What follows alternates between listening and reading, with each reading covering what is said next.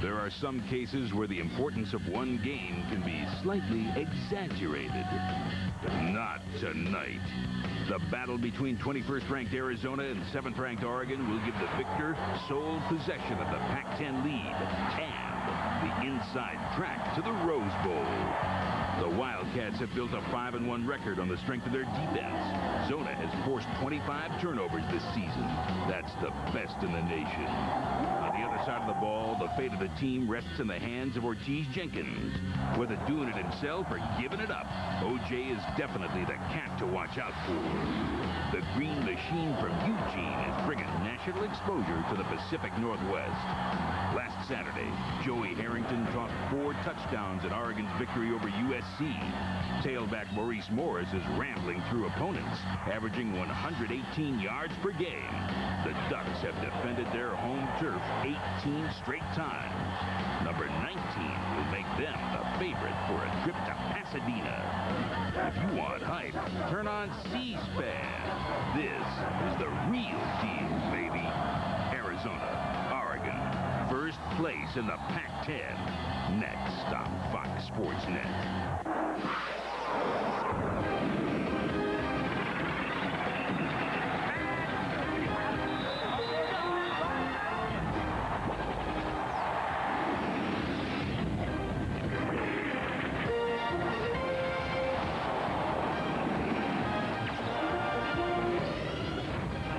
Ducks are off to their best conference start in 43 years. If they hope to play in the Rose Bowl, then they'll have to beat Arizona tonight. Welcome inside the College Football Saturday studio in Los Angeles alongside Kellen Winslow and Artie Gigantino. I'm Kevin Frazier, and obviously, guys, huge game. The winner is in the driver's seat. The winner's in the driver's seat, and tonight for Oregon, that driver is going to be Maurice Morris, their JUCO transfer, Fresno City College. He has come in and really ignited this offense. Take a look at the jumbo here. Big numbers, or that's why they call it the jumbo. He's putting up big numbers. 4.6 yards per carry, 25 carries a game. He's a workhorse. 118 yards per game. What it does, Oregon's running game sets up their passing game, makes it a lot easier for that passing of Oregon. And, you know, Arizona's putting up big numbers, but they're putting up big numbers on defense. And they've got to do 3 things tonight in order to win this game. They've got to keep Harrington off balance with shifting and blitzes. They've got to score 1 touchdown on special teams or defense because their offense hasn't been playing great. And lastly, and certainly not least, they've got to come out and do a great job of quieting the crowd by having a ball control offense and take this crowd out of the game. Who wins this game, real quick? Arizona wins because of their defense. Oregon Ducks win the game. They're my guys, but this is a dysfunctional family. We will be back at the half with scores and highlights from across the nation on the Nissan Halftime Report. But right now, it's off to Eugene and our crew who will call the game, Steve Physiak and Tom Ramsey. And if anyone is confused about how big this game is, Fizz, could you clarify things? No question, Kevin. This is the headline of the Eugene Register Guard, and they're basically saying this is the biggest game in the history of Oregon football. Not only for the Rose Bowl lead, but also they might get a smile from the BCS. Steve, a lot of implications tonight. Each team comes in at 5-1, 3-0 in the conference race. So not only do you have the conference implications, the BCS ratings come out Monday. It should be very interesting. Speaking to both coaches tonight before the game, they know it's going to be a dogfight and a battle on the field. I have no idea what you said. It's really loud here at Autzen Stadium. But the quarterbacks will be keys. Joey Harrington coming off a tremendous game, best in his career at Oregon last week in beating USC, and a kid by the name of Ortiz Jenkins who does everything. Joey Harrington comes off a career game against the SC Trojans a week ago, 382 yards, 4 touchdowns. He was elected the Pac-10 Player of the Week. And for Arizona, Ortiz Jenkins, he had a slow start this year, but I'll tell you, he's the giant killer on the road. 7 straight wins on the road, and I think tonight he's got to use his legs to beat the Oregon Duck defense. And that Oregon defense has been drawing up all kinds of ways to try and stop Arizona's Ortiz Jenkins. He can throw it, he can run it. How do you keep him in the pocket? Jenkins has been marvelous all year long and tremendous on the road. And the Pac-10 Player of the Week, Joey Harrington. The Ducks are 12-1 when Joey is their quarterback. This fall, if you thought being a student was hard, Mr. Warren, what are you doing? Not a whole lot, sir. Try being a teacher. He's trying to send Dana Poole home because she's not wearing a bra. You just have a problem with the female body. Young lady, the female body. Harvey. Look at those breasts. Harvey. Looking you purr. From the Emmy-winning creator of Ally McBeal and The Practice. I have a situation. Look at my knockers. Boston Public premieres Monday on Fox. आदाब Vikram show से हम आपका स्वागत करते हैं। आज मेरे साथ एक मशहूर मेहमान अरुंधति। दो खिलाड़ियों का नाम अरुंधति और भारत है, मगर ये देखो क्या हो रहा है। दोनों खिलाड़ी अब तैयार है, वो एक दूसरे के पास है। हंगामा हुआ, हंगामा हुआ। अरे यार, एक दूसरे गलत आदमी को मारा। ये गड़बड़ हो रहा है। ये मामला सालगिरह लगता है। ये दीवानों का मेला लगता है। अरे अरे अरे, क्या हो रहा है, क्या हो रहा है। Everywhere. Tim, it's him. Everybody just kind of looks at me and thinks, you know, got a screw loose or something. Get away from me, get away from me. You are a sick human being. Pete, do you still gamble? Sure, but not on sports. You're a marquee player, but you have never won jack. I'm pretty sure there's a lot of people that dislike you. What's the last word? Weeknights at 6:30 and 11:30 Eastern on Fox Sports Net. It is all good.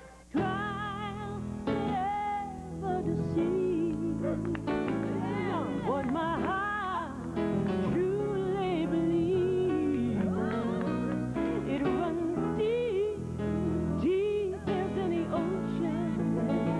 I'm right away, faith and devotion, like a faith and devotion,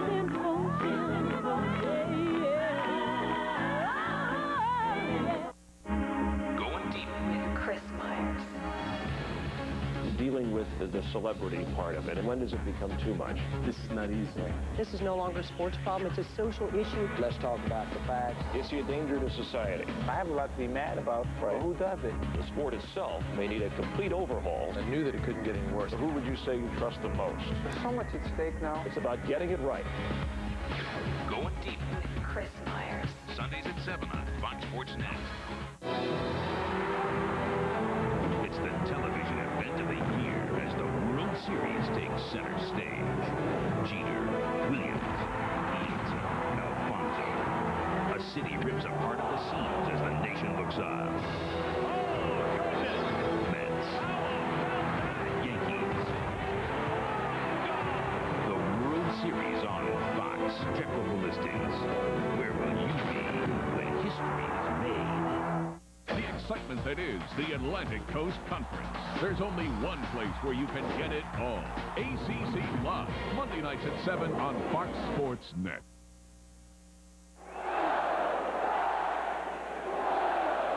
Listen to this crowd. They have been chanting, "Go Ducks," the last 3 minutes. Well, the Pac-10 lead is on the line at Autzen Stadium in Eugene. Another sellout crowd of over 44,000 on hand to watch number 21, Arizona, and number 7, Oregon. The third member of our broadcast team is Lewis Johnson. And Lewis, it rained yesterday. It is clear tonight. How's the field? Well, right now, Steve, the field is just damp, and that's a good thing. And the name of this surface is OmniTurf. It's an artificial surface with sand in the fiber, which is there to help the cleats keep moving. We don't want to see cleats sticking, which could create a devastating injury to a knee or an ankle of a running back. And speaking of running backs, we should see some exciting slashers and dashers tonight. And for Arizona, they do it by committee, led by a true freshman and Clarence Farmer. He's also buddied up with a sophomore, Leo Mills, and two of them have combined for almost 700 yards this season. Now for Oregon, it's junior tailback Maurice Morris. Now here's a guy that's a JUCO transfer, set the national junior college rushing record before he came to Oregon. Now he's averaging 118 yards per game. I just heard a few moments ago that there's only a 20% chance of rain tonight, so we may be in luck. No rain, which means that the surface will hold up and allow these guys to really let it rip, Steve. And Lewis, the temperature 54 degrees, the wind's 15 miles an hour, going from the left towards the right, but here in the bowl, very little wind. Oregon won the toss and will receive. Chris Gray will kick off to Alan Amundsen, Sonny Cook, and Jermaine Hanspard.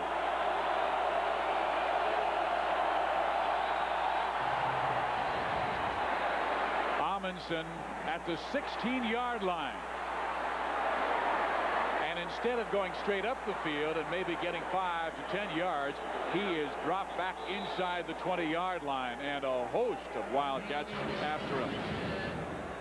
Now here is a look at the Oregon offense. Joey Harrington out of Portland Central Catholic High School, 10 touchdown passes this year, almost 1,400 yards passing.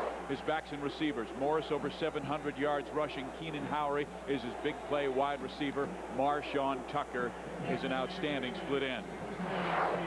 His offensive line has been terrific. Jeff Austin in the middle has been terrific, but they have allowed only 5 sacks, the lowest number in the Pac-10 Conference this year.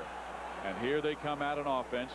Josh Lyon, the lone running back, and they will give the football to Marshawn Tucker, and Tucker is down near the 19-yard line. Defensively for Arizona, a terrific defensive line. I mean, all 4 can do it. Tafoya, Frazier, Thomas, Haroon, outstanding right up front. The linebackers, they are led by Lance Briggs, who leads the team in tackles with 55, also has 3 interceptions. And the secondary, how about Michael Jolivet? 5 interceptions this year to lead the conference. The entire Arizona team last year had only 5 picks. So Jolivet doing the job. And now it is 2nd and 9 after a 1-yard run. Morris now the tailback.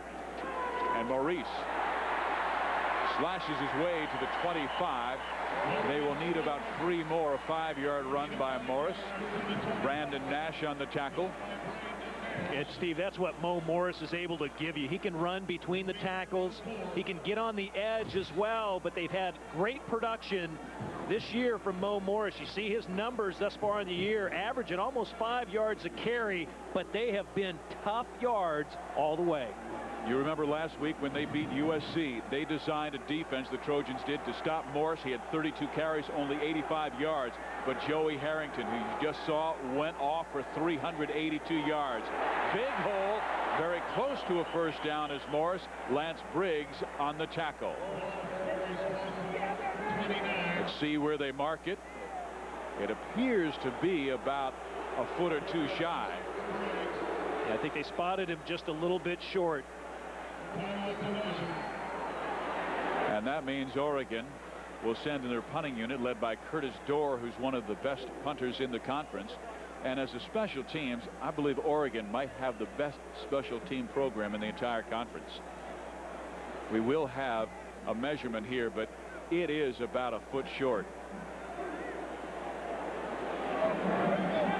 It's more like a yard.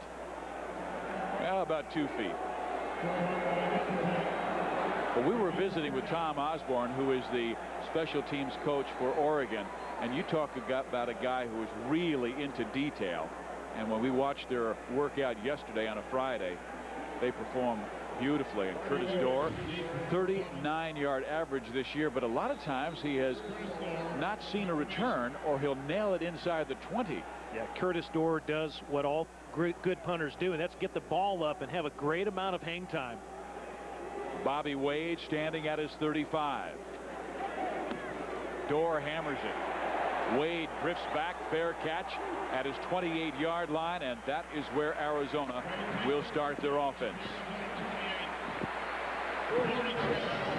The Wildcats are led by the kid from Long Beach Jordan High School in Southern California, Ortiz Jenkins. Not only 7 touchdowns passing, but 4 running the football, and that is what concerns Oregon. Their backs and receivers: Clarence Farmer, almost 400 yards rushing. Bobby Wade is their big play wide receiver. Brad Brennan is their split end.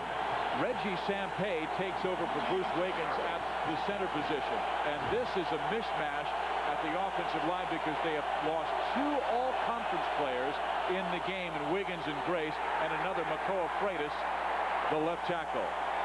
Clarence Farmer on the carry, very little. Oregon's defense has been excellent all year long.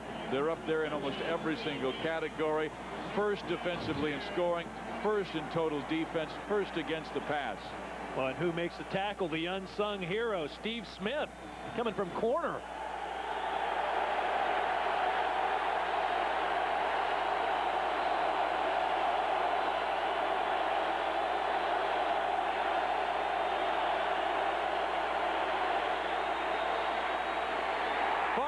Slips, and there's that Omni-Turf that is so old and very slippery. We are at Autzen Stadium in Eugene, Oregon for number 21 Arizona and number 7 Oregon. The Pac-10 lead is on the line. Steve Physiok, Tom Ramsey, and Lewis Johnson.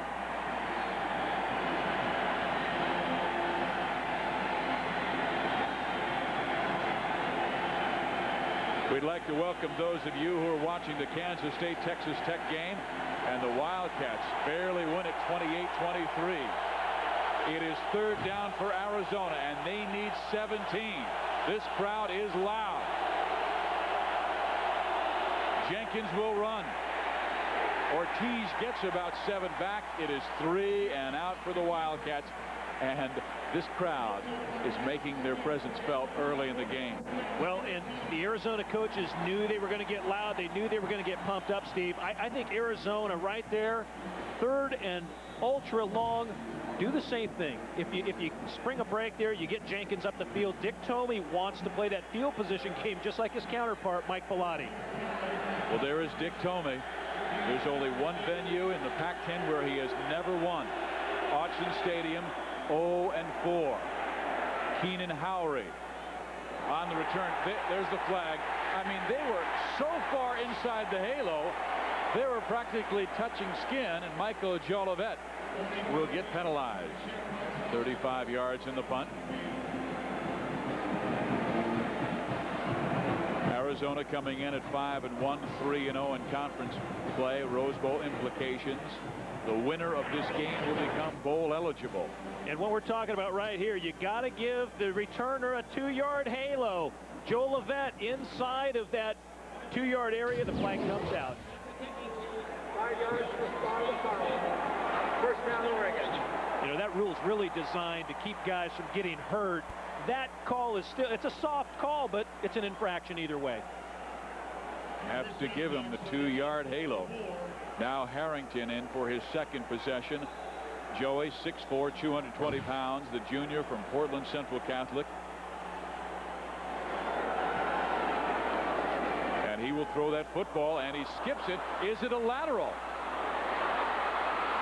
Harrington covers it at the 32, and let's see if they call that a lateral. I believe it was a lateral.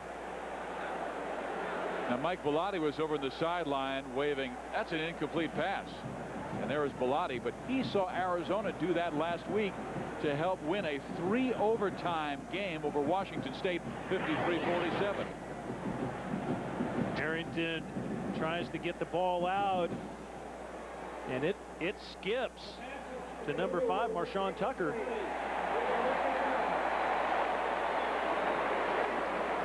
And they're calling it an incomplete pass. Wow. 10-42. I saw a play very similar to that in the Wisconsin game with Purdue, and Purdue wound up winning in overtime. But we don't see that called that often, the lateral. No, you don't see that often. If you're at the next level in the NFL, I think that's a play you review real quick. You're right. 10:42 remaining, first quarter. Harrington looking to throw. Completes it to LaCorey Collins, his tight end.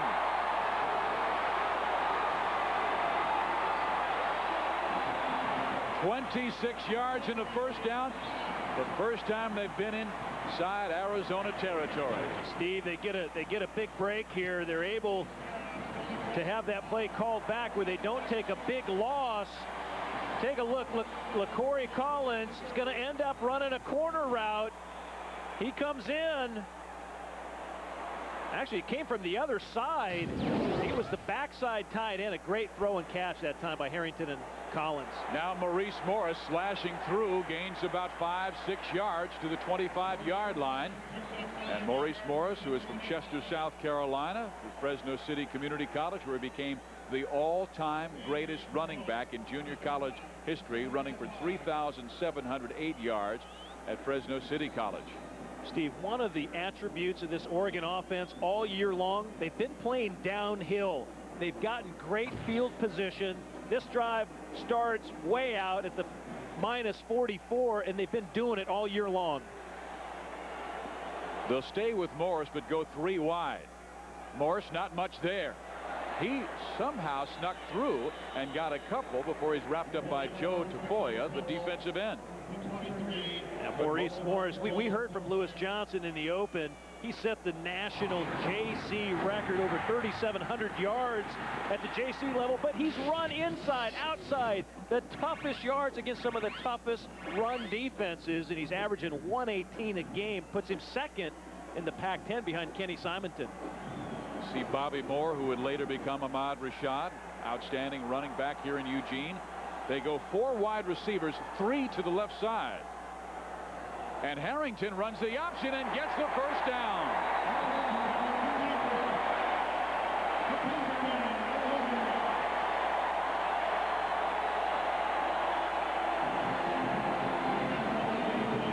Harrington does such a good job at the controls of this offense. They've been patient and they've been resilient in every game they've played. They've really worked the clock. They've had great field possession in all their games, and Harrington right there converting a huge third down. Their red zone offense has been tremendous this year as well. They've run an awful lot of plays, and that scared Rich Ellerson, the Arizona defensive coordinator. Joey with the blitz on him, and they finally wrap him up. Brandon Nash, who came from his strong safety position, was able to sack him along with Adrian Koch back near the 25-yard line, so a loss of 6-7 on the play. In speaking with Rich Ellerson before the game, he knew he was going to have to mix things up. Oregon's offensive line have given up only 5 sacks all year. Arizona comes in leading the conference with 22 sacks, make that 23 for them, but the Oregon offensive line has done a great job protecting the passer, and to Harrington's defense, he's throwing the ball away when he needs to. Well, he was outstanding last week, throwing for 382 in the victory over USC. 2nd and 16. They'll roll the pocket left side. Harrington downfield, and it is caught for the touchdown, Marshawn Tucker.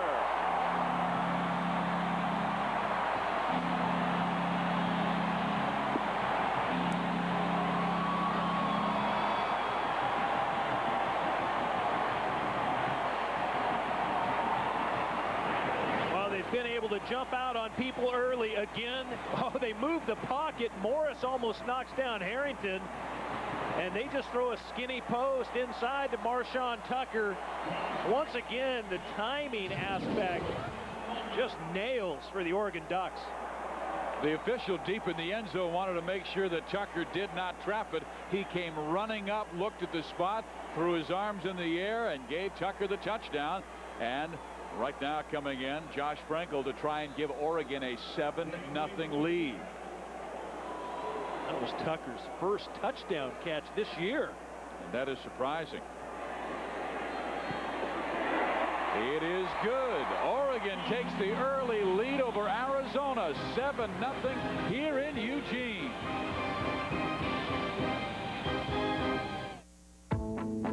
You're about to see something special. Introducing the 2001 Buick LeSabre Special Edition. It's all about safety and comfort and that devilish grin you get knowing you just got the better end of the deal. Like a $1,250 value on the 2001 Buick LeSabre Special Edition. You can get real comfortable with that. Come see something special. Come see your Buick dealer today. In 1977, Shakespeare introduced the Ugly Stick, a rod so strong, so durable, and yet so sensitive. It became the #1 selling rod in America. You'd think by now the competition would have done it. Guess not. Ugly Stick by Shakespeare. Still America's strongest, most sensitive rod. New batteries. Liquid wrench. Autocraft battery cables. AC Delco alternators. Advance Auto Parts carries more parts than any other store, including one you won't find anywhere else. You know, we can give you free installation if you like. Sure. Advance Auto Parts. The best part is our people.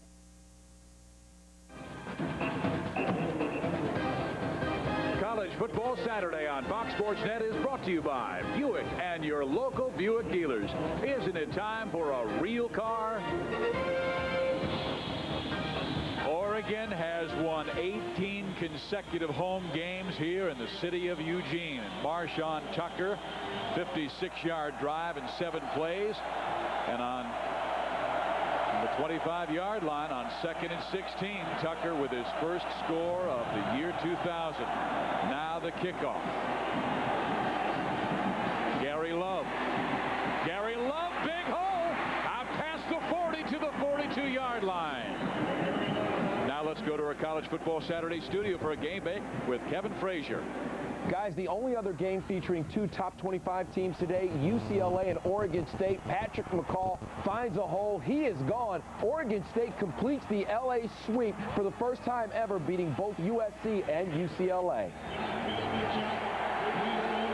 And Kevin, how about that? They're bowl eligible. The Beavers are 6-1. They're 3-1 in conference play. Congratulations to Dennis Erickson's crew. First time for Oregon State, first time for the Oregon schools as well, beating the LA schools. Jenkins deep for Bobby Wade, incomplete. He was well covered by Rashad Bowman. This junior from Phoenix South Mountain High School was recruited by Arizona. Jenkins started very slowly this year, and he admitted he was pressing. He completed 3 of his first 21 passes through the first, what, 1.5 games? Well, yeah, he just had abysmal stats in the opener versus Utah. But I tell you, he's rebounded nicely. 50% thrower, 7 touchdowns, only 5 interceptions. And I think that's the only chance you have winning up here is with a veteran quarterback. You're right, and he is a veteran, a senior. Started on and off the last 4 years. He whips it, and he threw it right past Andre Thurman. Thurman dives for it, but I believe this will be an incomplete pass. Ortiz Jenkins trying to keep his team in the Pac-10 lead, and boy, we had some wonderful games throughout the conference. Oregon State, we talked about their victory at the Rose Bowl. Arizona State has to go overtime, so how about the Cougars? Their last 2 losses in overtime, to Arizona, now to Arizona State.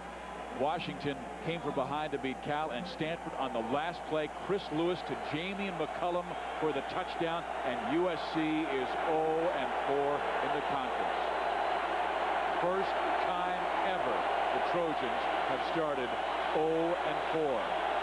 Jenkins 3rd and 10. Ortiz all kinds of time. Now it arose, and he's sacked back at the 37. Seth McEwen.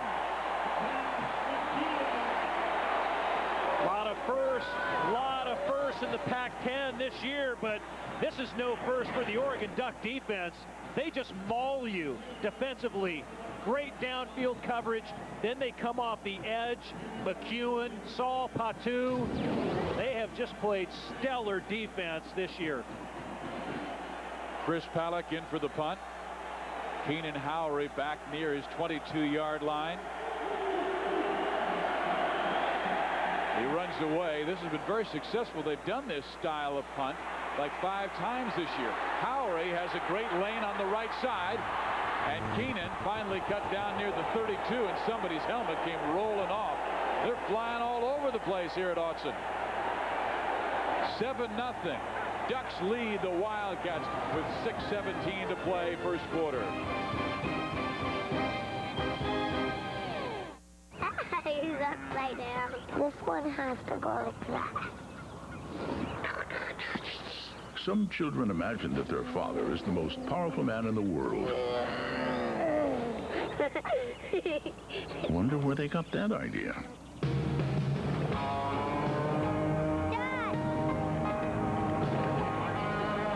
The 300 horsepower Silverado. The truck from Chevrolet.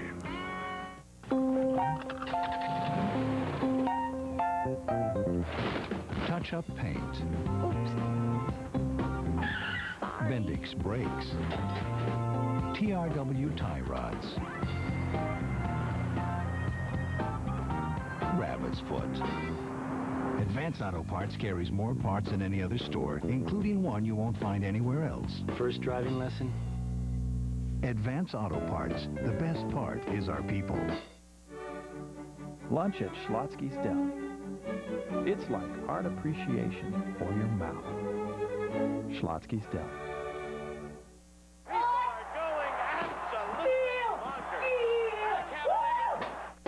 Tomorrow on NFL This Morning, Jay Moores talked a lot of trash about Keyshawn Johnson. I think Keyshawn has a crush on Wayne Corbett. That's what I think. Now Jay's got to face the music when Keyshawn drops by the studio. NFL This Morning, tomorrow at 10 on Fox Sports Net.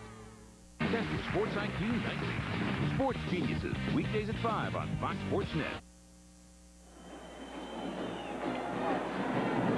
Steve Physiak, Tom Ramsey, Lewis Johnson with you in Eugene, Oregon at Autzen Stadium. And you want to see a guy get ripped? Special teams, just keep an eye on number 8 right here. You thought that only happened to Keyshawn Johnson? Oh my! Man. Oh, Wes Mallard, number 18, laid. Oh my goodness. Oh. Michael Jolivet got it in the jaw. You want to play special Wesley teams? Mallard really slammed him. Ooh. From the 31, Harrington to Maurice Morris. Not much.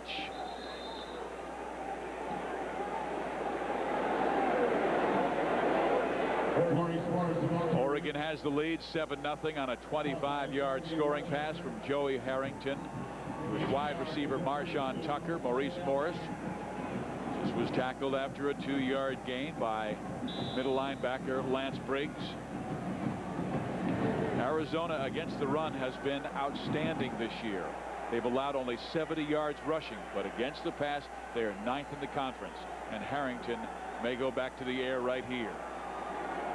Play action. Incomplete, and it was right there in the numbers for Jason Willis, the sophomore from St. Bernard's High School in Southern California. When Willis played so well a couple weeks ago against the UCLA Bruins, he made a couple huge plays on 3rd down. He's a big-bodied receiver. Mike Belotti's offense has just been converting 3rd downs, #1 in the conference in total offense, 44 wins since 1995, most by any Pac-10 team. Belotti's done a nice job retaining that home surface, too, with a lot of W's. 3 wide, that means we'll see a blitz. Harrington picks it up, fires, incomplete. Broken up beautifully by David Hinton. That's a great play by Hinton. He arrived right when the ball arrived, read the play perfectly. This is what the front 7 does for you, too. They put a lot of pressure on Harrington. They're trying to get the ball to Willis on 3rd down. Willis, his mistake is not coming back to the football. Hinton makes a great play, and then he's popped by his own teammate. 4th and 9. The crowd just watched the replay in the big scoreboard, the north end zone, and they went, ooh, they thought it was pass interference. Curtis Dorr to Bobby Wade. Wade, fair catch, 32-yard line. Time out of the field, 5:16 remaining, first quarter. Oregon with the lead, 7-0 over number 21 Arizona.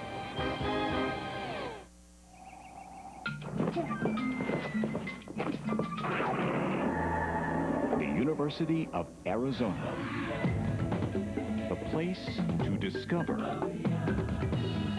to create, to experience, to make a difference. The place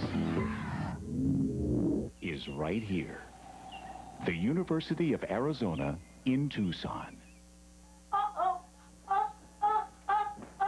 We won the game. Oh, yeah. Oh, yeah. Come on. Come on. Chris, come on. Where's your mom? Working late again. Going to watch TV? Okay. Hey. Something really good on. Cool. Now you can be mom, even when you can't be there. It's like not working. Oh, that? It's working. Parental control. Another way Comcast digital cable makes life a little cooler. you'd like the sign in your door to read Gone Fishing, it's time you call Alabama Angling. We offer half and full day trips on Lake Weiss with a qualified guide who will show you how to increase your catch. Whether you're practicing for a tournament, treating a friend, or closing a business deal, Alabama Angling will show you a good time. Each trip is limited to 2 persons on board a 21-foot Stratus with fishing tackle available. Call today to book your day of adventure. Alabama Angling, 678-721-2305.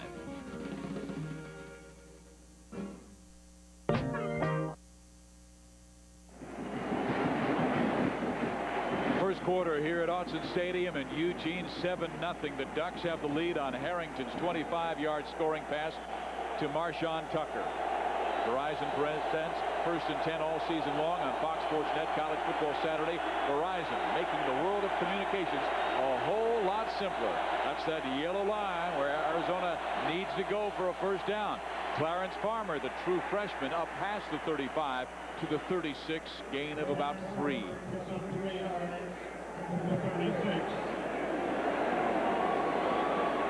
The rush defense of the Arizona Wildcats leads the conference, giving up only 70 yards. However, Oregon's rush defense, they're 5th in the conference. They're only giving up 124 a game, but they're #1 in pass defense, which they convert that total to being #1 in total defense.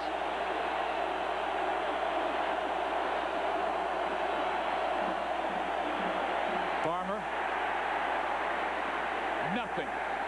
Look at the speed of that defense. Let's go down to the field to Lewis Johnson. Well, Steve, here's an update on that devastating hit that Michael Jolivet took a few moments ago. Remember seeing him come across the field and then catching the helmet right here. Oh, and as his helmet goes up in the air, Jolivet on his back there, and he's still on the bench right now on the sideline. They're working on him on the inside of his lip and the outside of his lip. Look at the gauze pads and all the blood. They still haven't stopped the bleeding yet, Steve. And he is a very dangerous defensive back, very important to Arizona's success. It's 3rd down and 6. Jenkins. Ortiz scrambling. No. They're still looking for a first down. Oregon says they got the loose football, but I believe the ground caused it.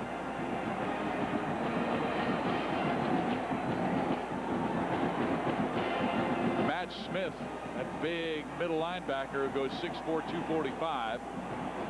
He's the guy who made the hit on Jenkins.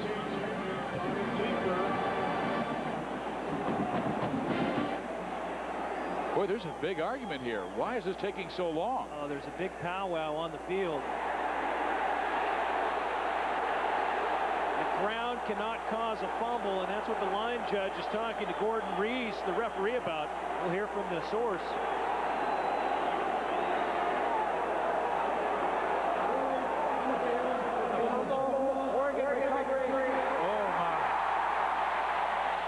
That is 2 plays now that have gone against Dick Tomey. The lateral, and now this fumble. Let's see. Ortiz Jenkins on 3rd and 6, scrambling. The ball comes out. Matt Smith not only makes the tackle, watch number 49. Oh, what a great play. And right there, he recovers the ball as well. That's a great heads-up play by Matt Smith, once again leading the team in tackles, really their emotional leader. Just a great player. Played a couple years professionally in a baseball, and with the Kansas City Royals, he was a pitcher. Came back, and he's still a non-scholarship player, so obviously he's got the Muni funds working for him. Well, Harrington's going for the home run. And he had Tucker all alone, and Tucker didn't find the football. Marshawn was looking around. It's incomplete. Well, tomorrow we're bringing the tailgate party to you with NFL This Morning on Fox Sports Net. Most raucous and rocking Sunday morning pregame show anywhere. And just when you thought it couldn't get any wilder, Keyshawn Johnson drops in on the Breakfast Bunch to settle the score and go face-to-face with his biggest critic, comedian Jay Moore.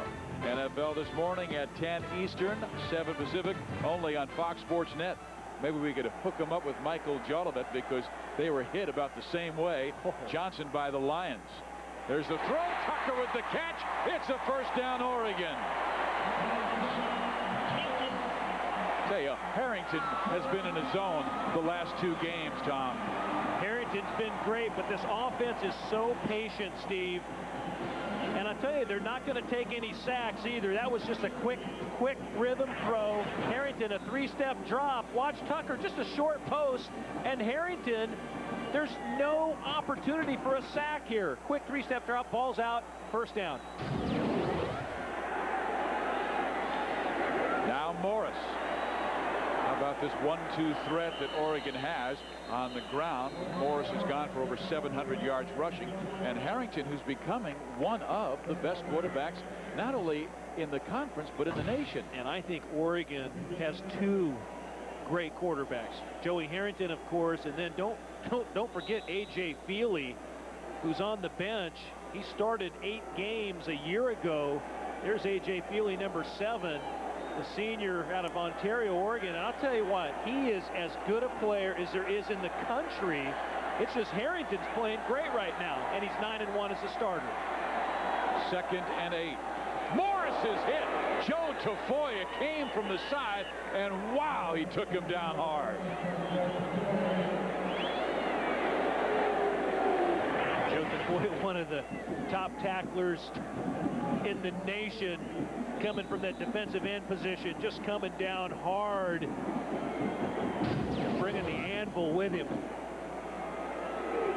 9 for losses. This is a guy who has also forced 2 fumbles. He hits people so hard that have resulted in touchdowns by the defense. 3rd and 10. Big 3rd down defensively for the Cats. Harrington blitzes on. Joey is sacked at the 26-yard line. Another loss of 2. It'll be 4th down and 11. Alex Luna, backup defensive end, was in the game, and he made the sack, his first this year.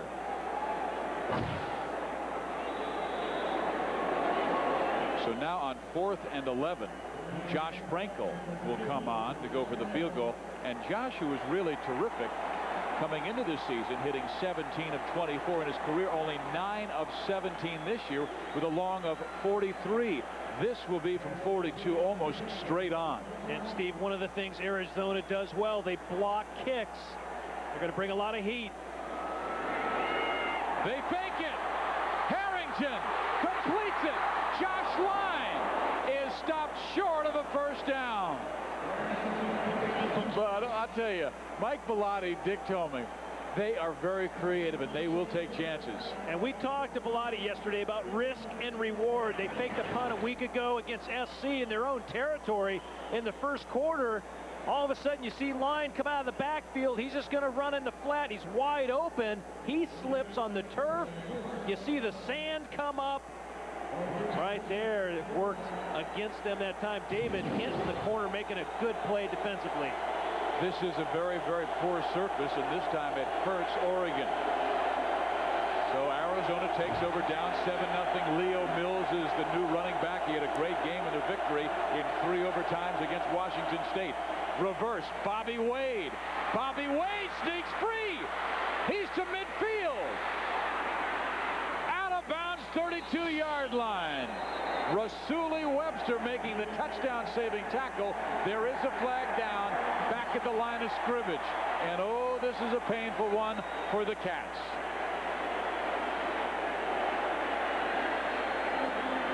$52 yards now plus the penalty. We see a fake field goal and a reverse on back-to-back plays.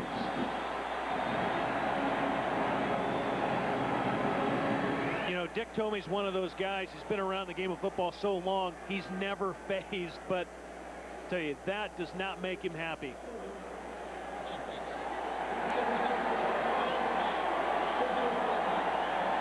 Charlie Dickey, the offensive line coach, right there with him. Something on the interior. It looks like right there they're going to call it. They wrapped up Zach Frieder pretty well. And Bobby Wade, you see his athleticism and what he can do. Boy, he can bust the game wide open. Arizona set a school record for most penalties last year with 115. They already have 59 this year, 3 tonight. 1st and 16 for Jenkins. And Steve, what you have to do on first down right here, just get a positive gain. 5 yards. Be happy. Line up on 2nd and 11. They'll run it. They won't get those 5 yards. They'll lose a couple. And it was Garrett Sable and Zach Prater in on the tackle. Leo Mills, who had 129 yards rushing and 2 huge scores in overtime in their victory over Washington State last week in Tucson. Well, I talked about field position earlier. When the Ducks pin you down deep, it sure changes your play calling ability, because every team that's been a victim up here, they feel like they're playing uphill. And Rick Neuheisel at the University of Washington said, hey, we felt like we were playing uphill the whole game. 2nd and 17. Jenkins fires, completes it at the 22-yard line. Very close. He still needs about 3 or 4 for a first down. But that is the end of the first quarter. The only difference in this game, from 25 yards out, Joey Harrington finds Marshawn Tucker for the touchdown and 7-0 Duck lead. You're about to see something special. The 2001 Buick Century Special Edition. Luxury, quality, the little buzz you get from driving it. The 2001 Century Special Edition is all that and less. $1,250 less right now. Century has been a Consumer's Digest Best Buy for 4 straight years. Come see something special. Check out the 2001 Century Special Edition or get 0.0% financing on all remaining new 2000 Centuries. Come see your Buick dealer today. New batteries. Liquid wrench. Autocraft battery cables. AC Delco alternators. Advance Auto Parts carries more parts than any other store, including one you won't find anywhere else. You know, we can give you a free installation if you like. Sure. Advance Auto Parts. The best part is our people. In an election year, tough decisions have to be made. Try going with your gut. Schlotzsky's Deli. Time to bring back the passion. The Hive will buzz when the Hornets take on Juwan Howard and the Wizards. Hornets basketball, November 1st on Fox Sports Net. I'm Jim Rome. Next week on The Last Word, we will be all over the World Series. My guests will include former Yankee pitcher Dave Righetti and legendary announcer Jerry Coleman, who played in 5 Subway Series. The Last Word, 6:30 and 11:30 on Fox Sports Net.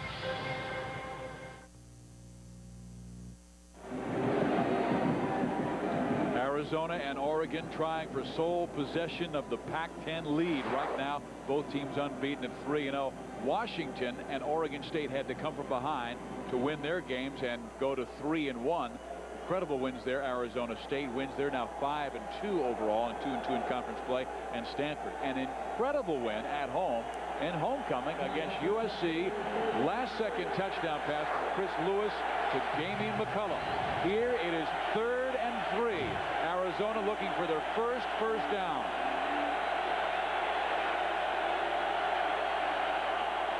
Jenkins loops it, completes it, first down to Brad Brennan. Let's go down on the field to Lewis Johnson. All right, Steve, here's an update on Arizona cornerback Michael Jolivet. We saw him take that devastating shot to the chin, and a few moments ago they walked him out of the stadium. I ran out to see what was going on. They were putting Jolivet in a car. He is headed to Sacred Heart Hospital, which is about 10 minutes from Autzen Stadium. His chin is split wide open, Steve, and he's going to have to take some stitches. Not sure if he'll return. Wow. That is the kid who leads the Pac-10 conference in interceptions with 5. So Jermaine Chapman, a junior from Compton, California, must really step up when Arizona's on defense. Jenkins fires, complete. Bobby Wade. He is so dangerous. We saw his game against Ohio State, and really the 2 greatest plays in the game by the Wildcats were provided by Wade. One of them was a punt return called back because of a penalty on a touchdown run. Bobby Wade has a great game-breaking ability. You see him on just a little delay underneath, but I think the player that's effective, that has to be effective tonight for the Wildcats, is Ortiz Jenkins. He converted a big first down a moment ago on a 3rd and 3. That was their first 3rd down conversion, but right now they got a great situation. 2nd and 3. Let's see if Jenkins runs that option. No, he's going to run the fullback. Very short gain of about a yard, getting him a little closer to that first down line. Clarence Farmer for about a yard and a half as Saul Patu made the tackle. And Steve, every offensive coordinator that comes into this environment, you want the 3rd and shorts. So crucial against a tough Oregon defense.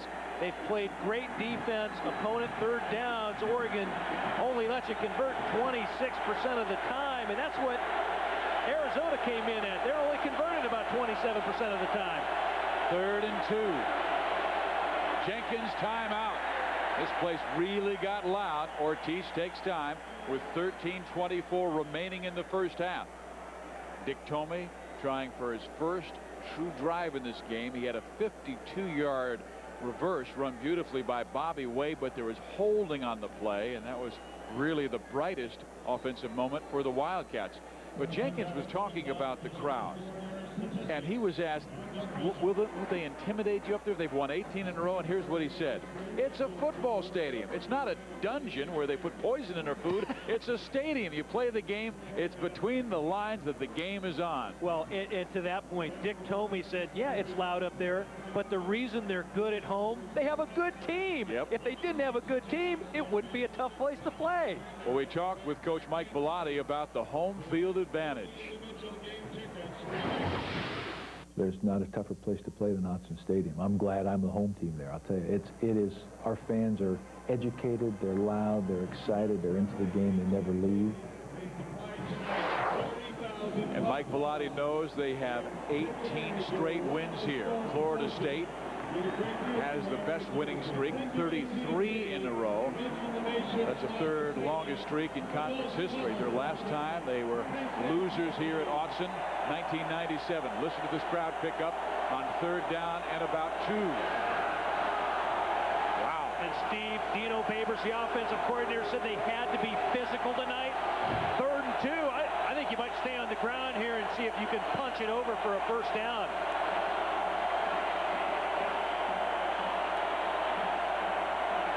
Jenkins looking at the official when he starts the clock. Reverse, Wade, they stretch it out and stop him. Ryan Mitchell. Hey, this place isn't Autzen Stadium anymore. It's Awesome Stadium.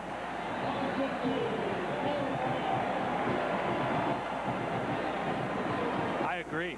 This crowd just gets so loud that your wide receivers can't hear. Well, they try to slip Bobby Wade around the corner, and the defense just keeps pushing it out to the sideline. Mitchell does a great job keeping containment, and they take Wade down. Chris Palak. Howery. Fair catch. 20-yard line. 12:35 remaining in the first half. Oregon has a 7-0 lead and the football. The big hits, the great plays, the excitement that is the Atlantic Coast Conference.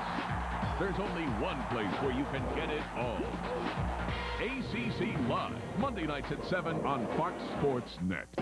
Tomorrow on NFL This Morning, Jay Moores talked a lot of trash about Keyshawn Johnson. I think Keyshawn has a crush on Wayne Corbett. That's what I think. Now Jay's got to face the music when Keyshawn drops by the studio. NFL This Morning, tomorrow at 10 on Fox Sports. Kristen, where's your mom? Working late again. Going to watch TV? Okay. Hey, something really good on. Cool. Now you can be mom, even when you can't be there. It's like not working. Oh, that? It's working. Parental control. Another way Comcast digital cable makes life a little cooler. We're talking rugged. We're talking fun. You ride the best and the job gets done. Well, Larry's ATV are made in the USA. We're talking tough. Got a tough job? Get a tough ATV. Polaris ATVs tackle the toughest jobs on America's farms and ranches. Polaris Easy Living Polaris, your four-wheeler dealer. People are going absolutely bonkers. You won the game. Oh, yeah.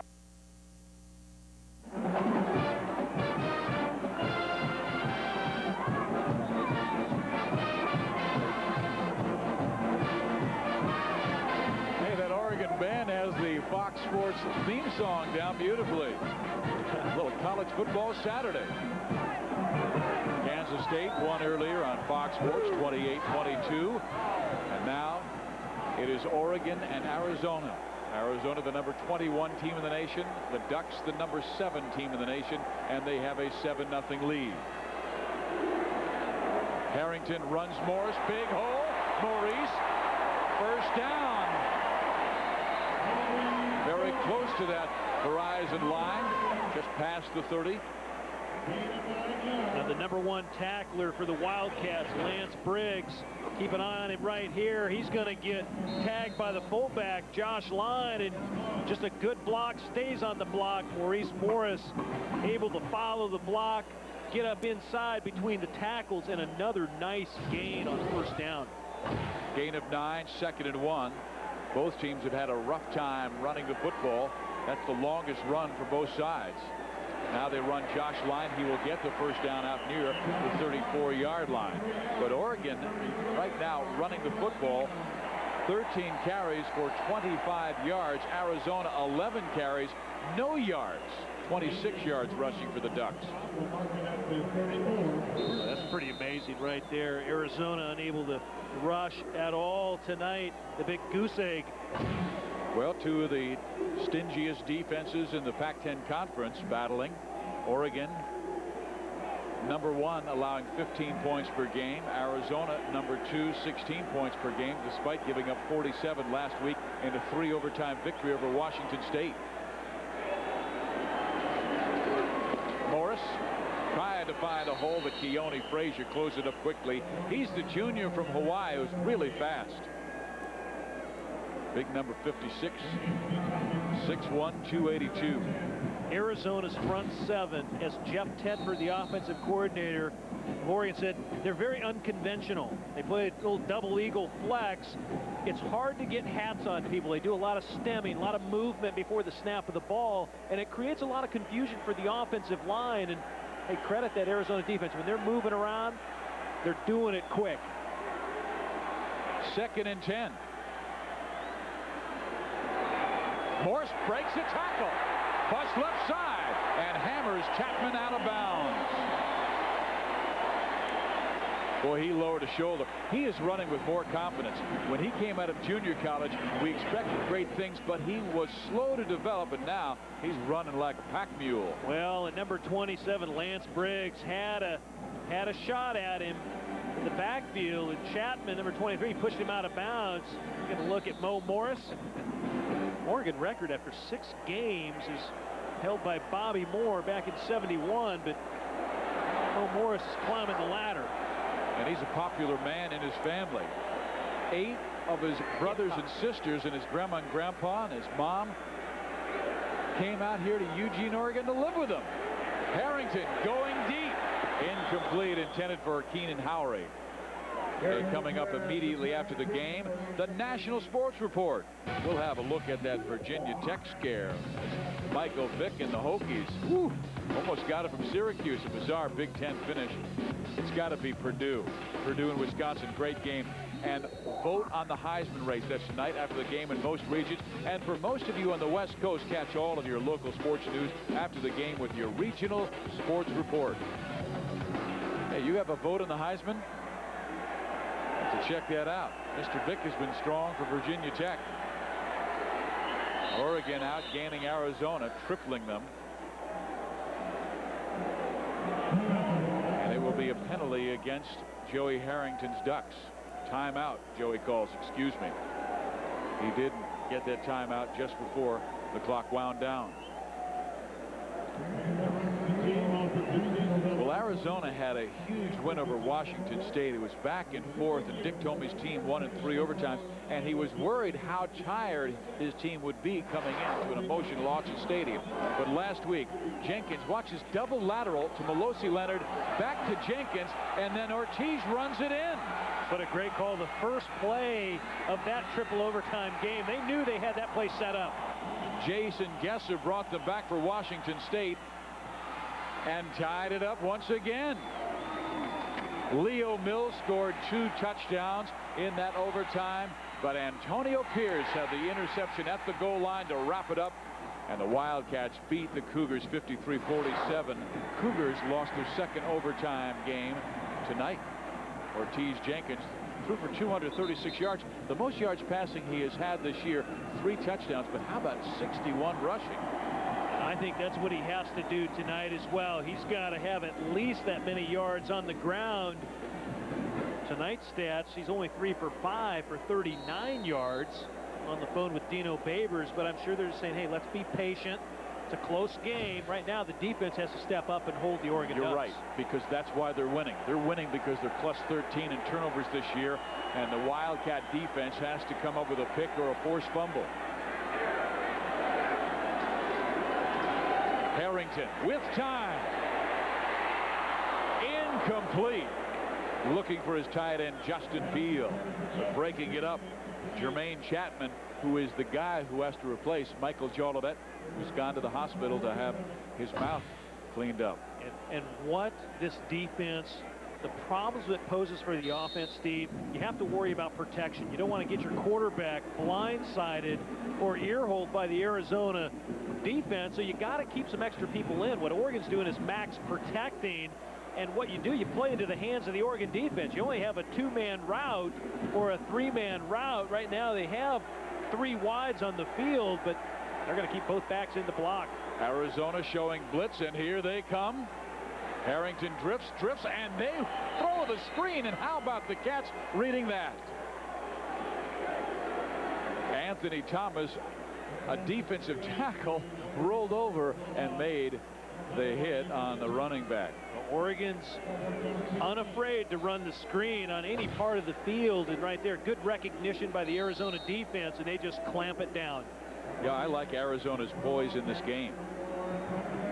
Pride and poise is what Dick Tomey talked about, and that comes with a lot of senior leadership and also some big play leadership by a lot of the teammates of the Arizona Wildcats.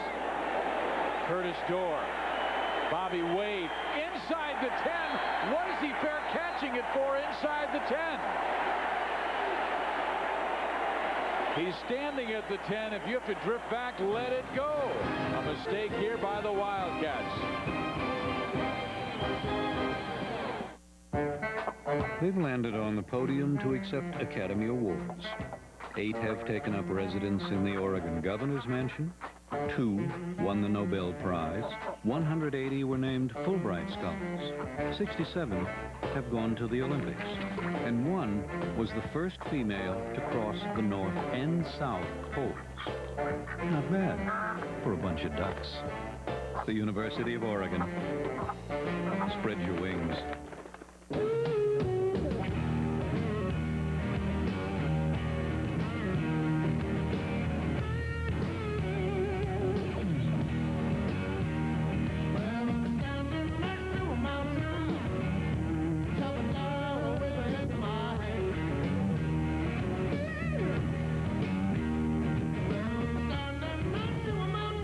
The Nissan Xterra. Everything you need, nothing you don't.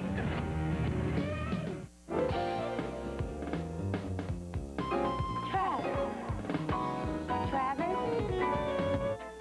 We're here for a toaster. Big on taste but low on cash? Check out the new 99-cent BK Cravers menu at Burger King. 8 tasty choices at an incredible price, like the Slammin' Bullseye Barbecue Deluxe or some tasty mozzarella sticks. Just 99 cents every day at Burger King, where you can get great tasting food every day.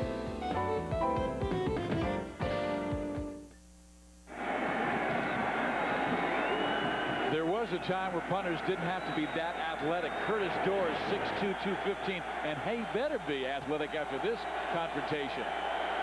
Curtis Dorr Coach Tomey's telling, play hard. Hey, play hard.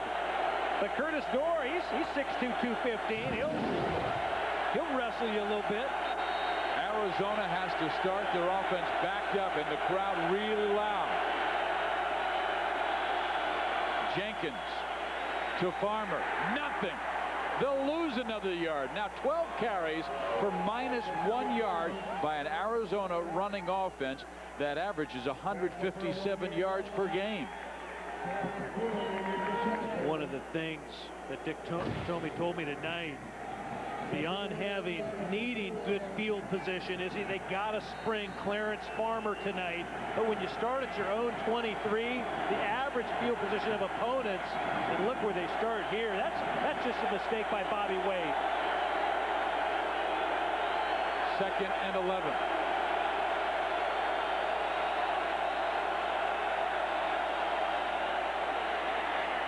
This time, Farmer smashes his way out to the 8-yard line. So they're now out of the minus stage. What do they have? 14 carries now for 3 yards rushing.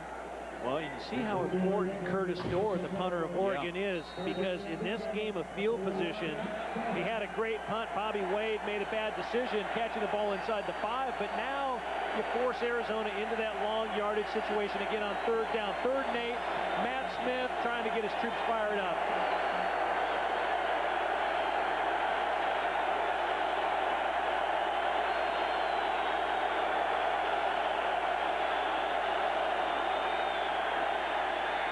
Jenkins looping it downfield.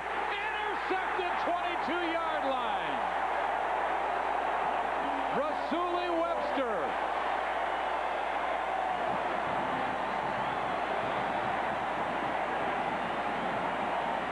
They came in +13 turnover margin. In this game, they are -2. And Steve, Nick Aliotti, the defensive coordinator of the Oregon Ducks, told us about Rasuli Webster. A great, hard-working young man playing really good defensively at free safety. Rasuli Webster making just a huge play on 3rd down against number 16, Ortiz Jenkins. Tried to loop it to his tight end, but Webster read it beautifully, and now Oregon has great field position at the Arizona 22. They run Morris to the 21. He is pulled back by Keone Frazier and friends. Boy, this is what hurts you, the turnovers. Arizona +11, number 1 in the conference. Oregon not too far behind. Oregon State got past UCLA today, too. They are awfully tough, awfully fast defense that Dennis Erickson has as well. Well, they're going to have to come up with some picks. I mean, they have forced 14 fumbles this year, 2nd in the conference in interceptions with 11, 1st in forced fumbles.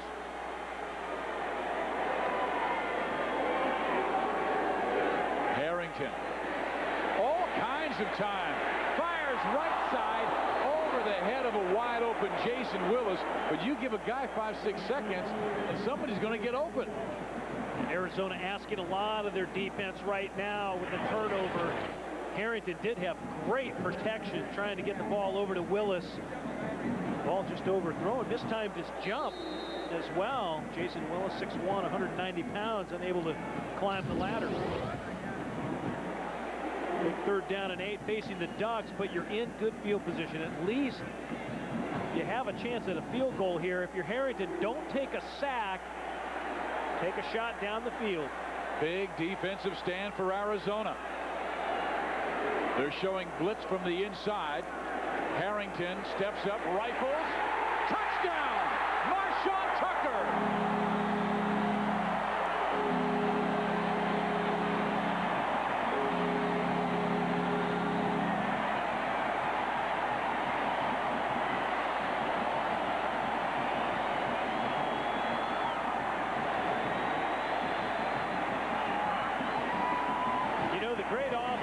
Are ones that utilize everybody.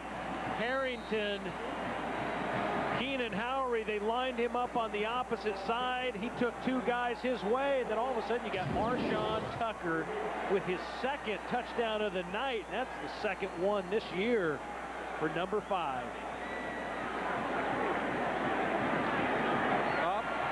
good. Oregon by 14. When we return, we'll send you back to Kevin Frazier at our College Football Saturday studio with a preview of our Nissan halftime report.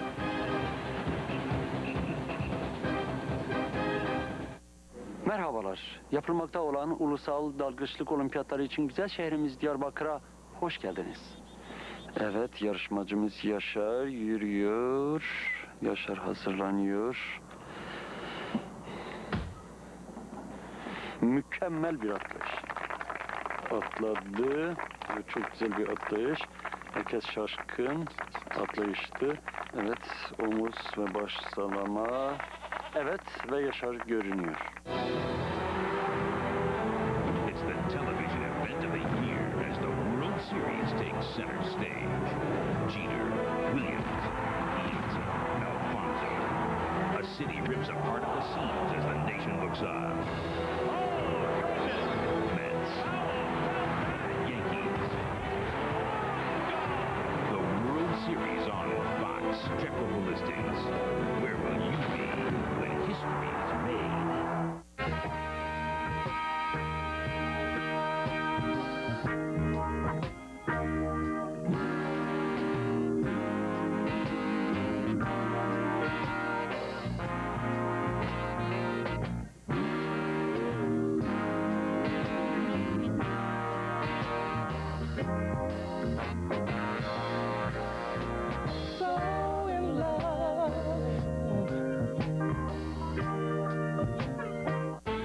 This morning, Sundays at 10 Eastern, 9 Central on Fox Sports Net.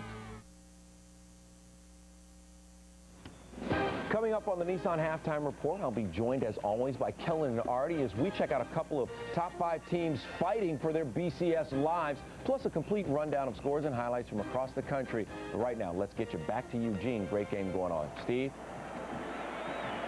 Kevin, it is indeed, and Oregon's so impressive at home, and I'm always wondering why Oregon is never talked about for the BCS rankings. I mean, I heard today where people were talking about Miami going to the national championship game. Hey, Oregon beat Washington, who beat Miami. Put the Ducks a little higher. There's a fumble. Arizona recovers, though, at the 25-yard line. Larry Kroom. Ooh. Well, we'll talk about Oregon to BCS because the Oregon offense, they put Keenan Howery down here. He takes 2 people with him. All of a sudden, Marshawn Tucker is going to run a skinny post. Harrington fires away. But this Oregon offense, Steve, they've been in the top 20 the last 6 of 7 years. Mike Bellotti has it going on. Yes, he does. They only needed 22 yards after the interception by Rasuli Webster. Tucker came in without a touchdown this year and has 2. Jenkins, look at this defense. They're all over the place. Yeah. I mean, they've got Kevin Mitchell, who's 5 feet 10 inches tall, playing linebacker. He shot the middle and was able to bring down the running back Larry Kroom so quickly, and Matt Smith joined him. Gallioti's got it going on, too, the defensive coordinator for the Ducks. And he'll tell you they don't have any superstars, but I'll tell you right there, take a look. That is great job. Only giving up 15 points and 289 yards a game. Ouch.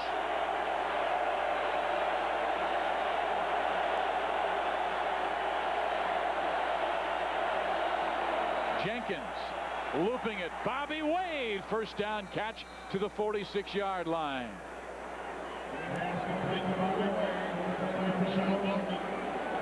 19 yards in the play. Bobby Wade is coming off his best game with 6 catches, 112 yards against Washington State with this grab against Rashad Bowman. Bobby Wade averaging 18 yards a catch on the season. Just a little fade route up the sideline. I think you still got to weave him in that mix a little bit more, Bobby Wade. Jenkins started shotgun, now moves over center. They can't hear him. Ortiz to a wide open receiver. And look at this, Larry Kroom is gone. They split out the running back and they throw it to him, and Ortiz could not have thrown a prettier pass. 58 yards. Steve, I think Dino Babers right there, the offensive coordinator, He spread everybody out. Before the game, I asked him, I said, Dino, you're going to run a lot of all empty backfield, aren't you? He said, well, I don't know. But that's how you can go get after the Oregon Duck defense. Spread everybody out. 14-7, Oregon leads.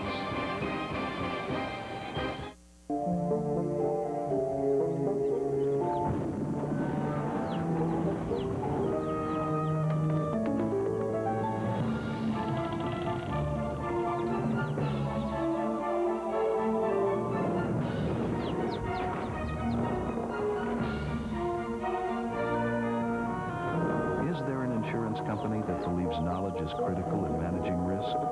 Without question, the St. Paul. Yup. Yup. Yup. Yup. Yep. You. Yup. Yup. Yep. Yup. Yep. You. Yeah. Yup. You. Yup. Yeah. You. Yup. Yeah. Yup. Yeah. Yup.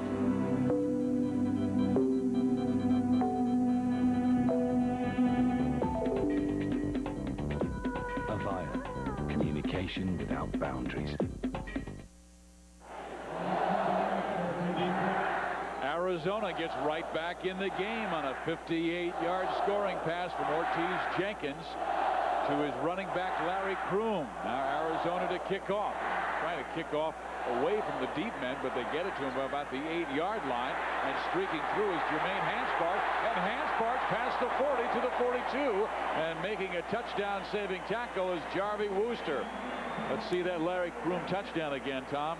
Larry Kroom, one of the tailbacks in that rotation. He lined up as a wing right in the backfield, just scooted out. Nobody picked him up. Ortiz Jenkins sat back with a lot of time that time, surveyed the field, and found his open man Kroom streaking down the middle of that Oregon secondary and able to put the ball right on the mark. Big play drive, 76 yards in 3 plays. And look at where Oregon starts again. Great field position. Harrington stepping up. He'll be sacked. There is a flag down. It usually means offensive holding unless a defender was able to reach around. No, it will be holding. I wasn't sure if a defender got in on Harrington's face mask. Steve, when you have great field position, you can run your whole offense. It's just easier, puts a lot of pressure on the defense, but that's where that Oregon special teams is so important, and they work at it. Tom Osborne puts them through a big effort on a Friday before the game. Holding, offense, 10 yards, previous spot, still first down. So they'll mark him back because of the hold, and tomorrow it's a full day of sports action on Fox, beginning with America's favorite pregame show. Then it's a Fox NFL doubleheader as the Rams take on the Chiefs, followed by the Redskins battling the Jaguars, plus other regional action. Then the Big Apple takes center stage as the Mets and Yanks go head-to-head in Game 2 of the World Series. So make it a full day of exciting sports action tomorrow, beginning at noon Eastern, 9 Pacific, only on Fox. You know, the Rams have to go to Kansas City, and Arrowhead Stadium is hard to pull away a win. I'm convinced those guys in the studio aren't drinking decaf coffee either. They are funny. Here is Maurice Morris. He gets back 10 plus 4 more. Jarvie Wooster on the tackle. Mo Morris coming in, averaging 118 a game. Once again, off tackle. Nice block by the fullback Josh Line, and he gets on the edge. That's usually where the Arizona defense can hurt you. They'll push out to the sideline. Usually can't grab the edge. Nice job by Morris. He's got 59 yards now on 12 carries, so he's nearing the 800-yard rushing mark this season. Ken Simonton of Oregon State went over 1,000 yards rushing in the Beavers' victory over UCLA. Harrington deep, intercepted.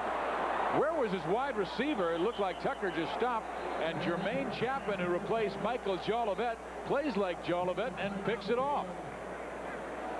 Now remember, in this 18-game home winning streak of the Oregon Ducks, Arizona has not fallen victim.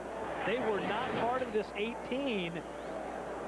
So they want to come up here and break the streak, but this is the kind of challenge right here you need and the kind of opportunity you need to fall in your lap. Here the ball comes out of the sky to Chapman. And it was interesting talking to Dick Tomey on Thursday, and we asked him about the crowd, about Autzen Stadium and the environment. He goes, that's not a big deal. And he was trying to avoid it at all costs. He did not want his team to have an excuse. He said, hey, guys, you got to go out there and play. There is a flag down on the field. But Dick Tomey, he always says one of his keys to victory. Illegal block in the back by the Arizona. 10 yards into the run. First down. Well, Gordon had a little smile on his face, so he's enjoying this one. But to your point, Steve, about Dick Tomey, I asked him, I said, Coach, before the game, I said, hey, are the players hearing you? And he said, you know what? He goes, Rams, the way you know, he goes, you start hearing and reading the players kind of saying what you've been saying, and they've been able to do that. Take a look at Dick Tomey in Eugene. A lot of L's. The only Pac-10 venue he has yet to win at. But he said one of the keys, don't let outside things affect the game. The fans, the stadium, the weather. Jenkins, play action pass. Going deep. Incomplete. There's the flag. Pass interference. Brandon Marshall was almost mugged by Rashad Bowman.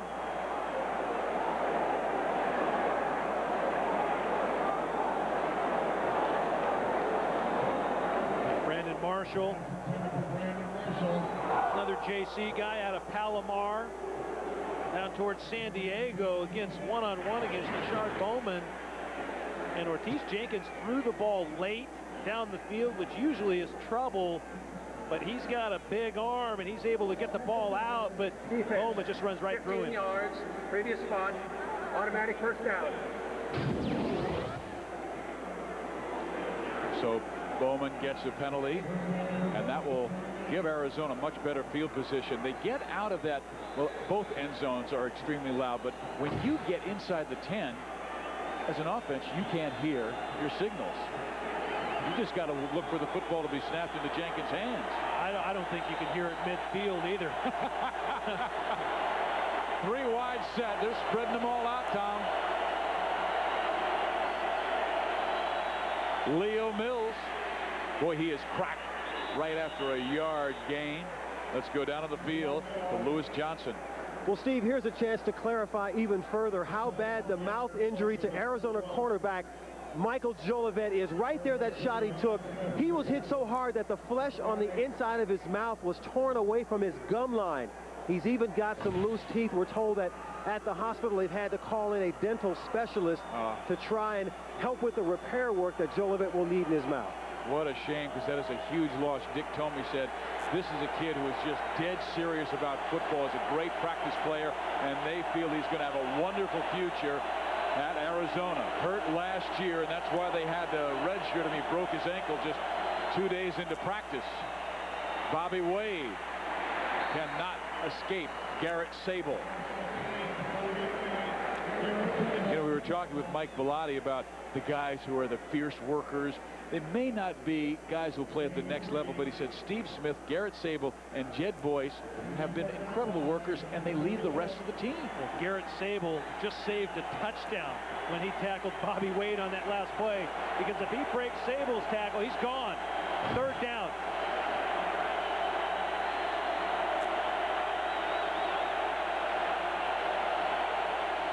Oregon blitzing. They're bringing 7.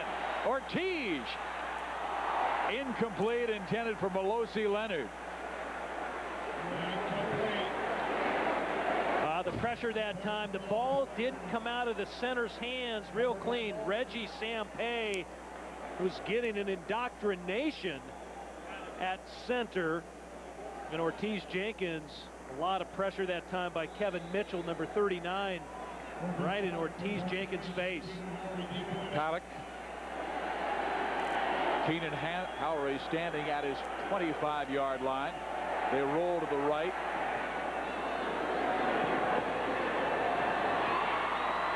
It did not work earlier. It works this time.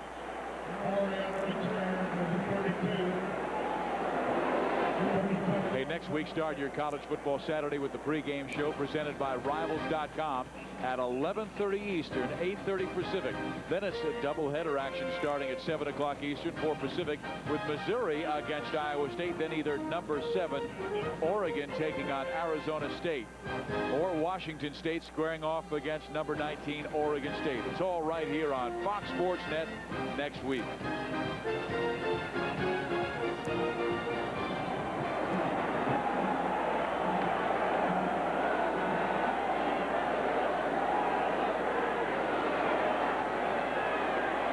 Joey Harrington will be sacked. Brandon Nash, the strong safety, blitzing for the second time, and that is his second sack in the game, his third this year. Brandon Nash, a converted wide receiver, playing strong safety for the Wildcats. Just another great athlete on that side of the ball for the Cats. They've had good play out of Nash and Jarvie Worcester, the free safety. They played a little more zone this year than in years past. In years past, a lot of man and man free, but this year they're working in a lot of zone defense. They run Maurice Morris, who escapes outside, and then he is tackled by Adrian Koch. What a story Koch is. I mean, check the weapon that is on his right knee.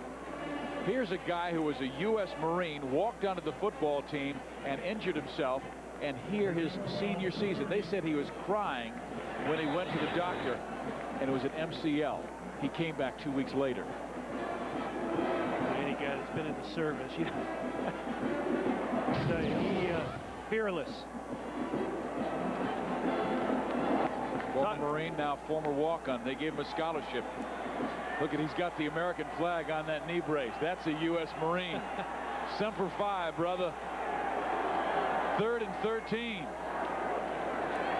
Harrington has it knocked down. Joe Tafoya. Joe Tafoya that time just pushing the pocket, pushing his man right into the face of the quarterback. Joey Harrington got his hand up. Tafoya comes off the edge, just working. Boy, they had a mismatch. Tafoya ended up, they had a fullback trying to block him that time. Second team all Pac-10 a year ago. 21.5 career sacks. Kent last year led the Arizona Wildcat team. What's that Dick Tomey statement? It's about a bunch of guys named Joe. There's a block punt. And Arizona has it. Adrian Koch. He has had a great last couple of minutes. There is a flag down on the play, though.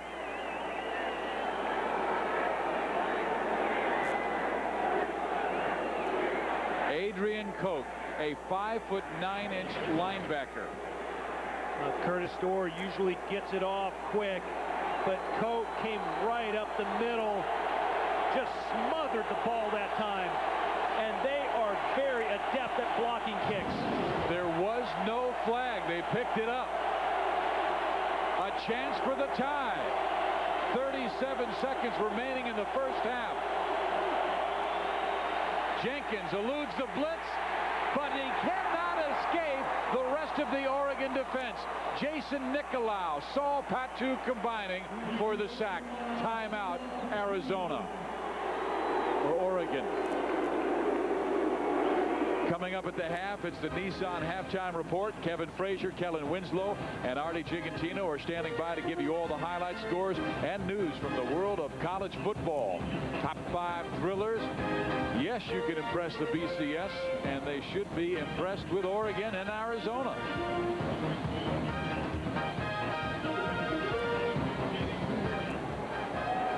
Oregon defense has been playing very, very well, but an interception led to a touchdown, and now a block punt has helped out the Cats.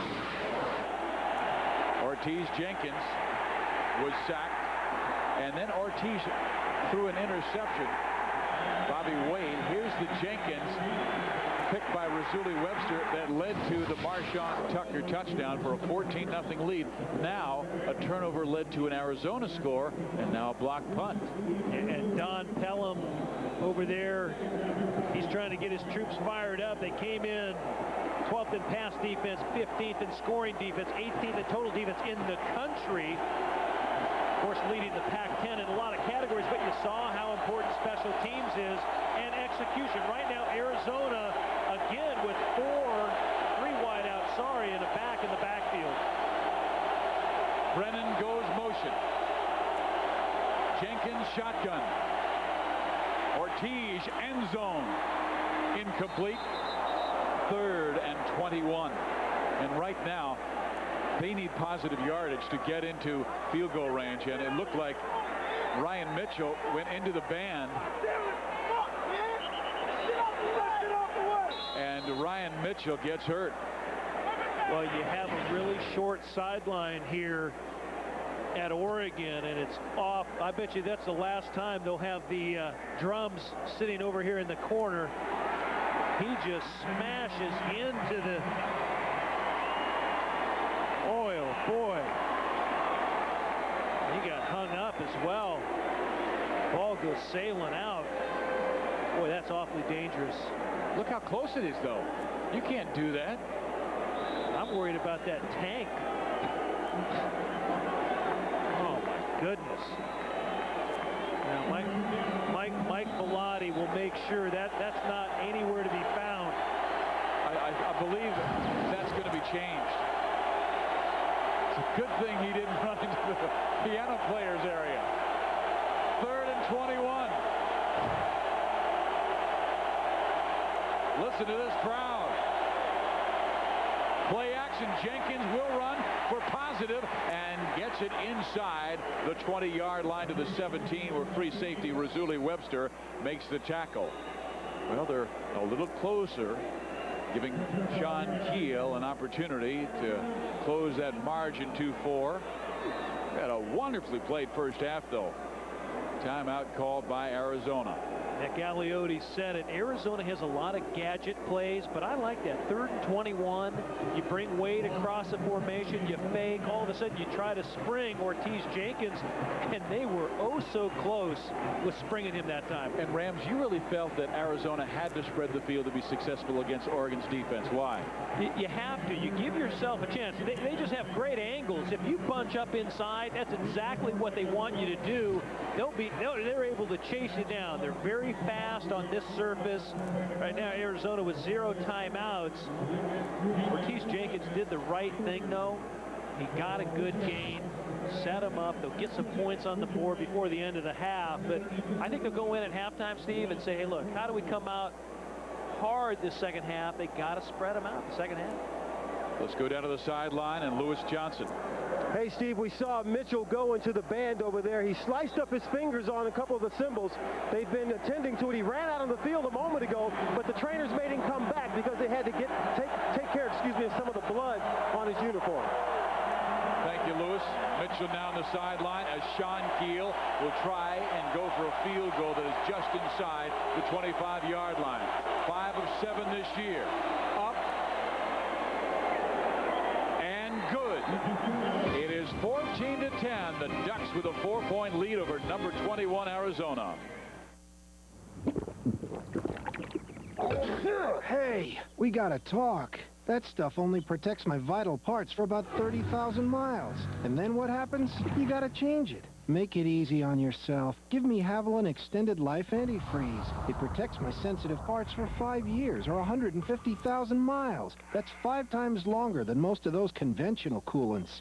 Now, let's talk oil. Hey! Haviland Extended Life Antifreeze. Add more life to your car. Attention all freshmen. Please report to the Student Center this afternoon. There will be a new student meeting.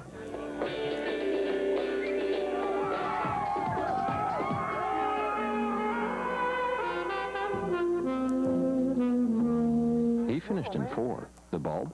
It's on the 5-year plan. The Philips Marathon bulb. Good for 5 years. Guaranteed. Philips. Light bulbs that last. A terrific first half here at Autzen Stadium in Eugene, Oregon, 14-10. Number 7 Oregon leads number 21 Arizona. Here's the kickoff. Alan Amundsen at the 1-yard line. Amundsen flashes through and is out past the 40.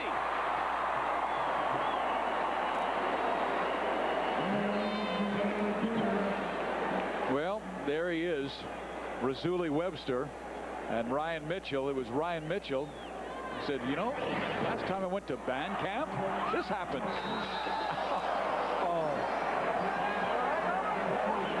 Boy.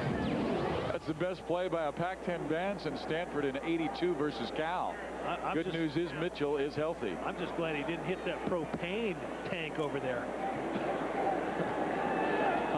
Talk about the 4th of July. That's what makes this stadium so special, because the fans are right on top of the field. The band comes out ready for their halftime, and there's no place to put them. Yeah. And Mike Bellotti will say, yeah, you know how special it all is? I don't ever want to see the percussions down on the field again. Dick Tomey said, hey, let's run our wide receiver into the percussion section. There's the fullback, Josh Lyon, running, and that will be the final play of the first half, and a wonderful game it is. The battle for the Pac-10 lead. Mike Bellotti against Dick Tomey. Marshawn Tucker, his wide receiver, scored 2 touchdowns. This is number 2 from 20 yards out.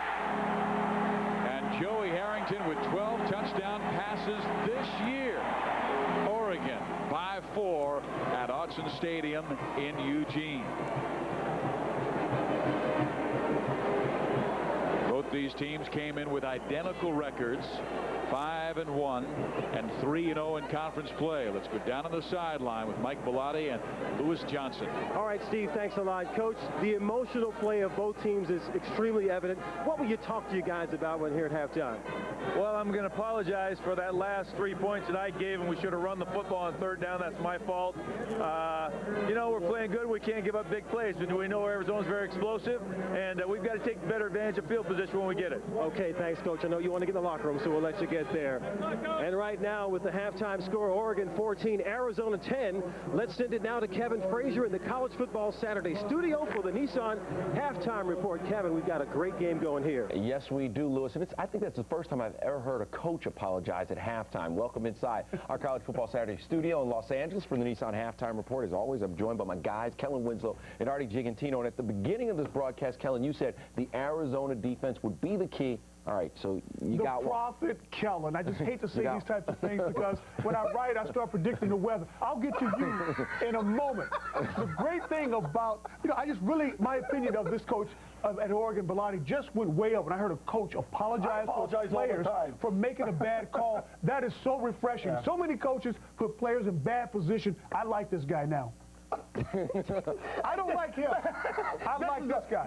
These are 2 well-coached teams. It's really a wonderful game, and I'll tell you, I'm really impressed with the speed on both teams. And if I could be sentimental here for a second, do it over there. This is what college football is all about. Two teams like this in an atmosphere. We welcome you back to the University of Oregon for Pac-10 football. Number 7 Oregon leading number 21 Arizona 14-10. Steve Physiak along with Tom Ramsey. Both UCLA and Washington came into Autzen Stadium and they were intimidated a bit. Arizona, great deal of poise in that first half. Well, we knew we'd have a great game. We do. And Arizona is unfazed by the crowd and really that Oregon defense. Arizona's been able to spread them out a little bit. They haven't rushed the ball real effectively, but Ortiz Jenkins has shown a lot of poise and making some big plays along the way. And as you look at the first half stats, 17 carries for only 1 yard rushing by Arizona. Yeah, that is huge right there. Only 1 yard. And keep an eye on the turnover battle, too. Time of possession usually falls in Oregon's favor as well. Let's go down on the sideline to Lewis Johnson. Guys, I talked to Dick Tomey just a moment ago, and I asked him about the environment, if it has anything to do with their ability or their lack of ability to get some things going, and he said not at all. But again, he hammered in the locker room, and he's upset that they don't have a running game. That has to happen here in the second half. And the other thing that he mentioned is better tackling on defense. He said he was all over the guys about that, Steve. Thank you, Lewis. And we are ready for some football.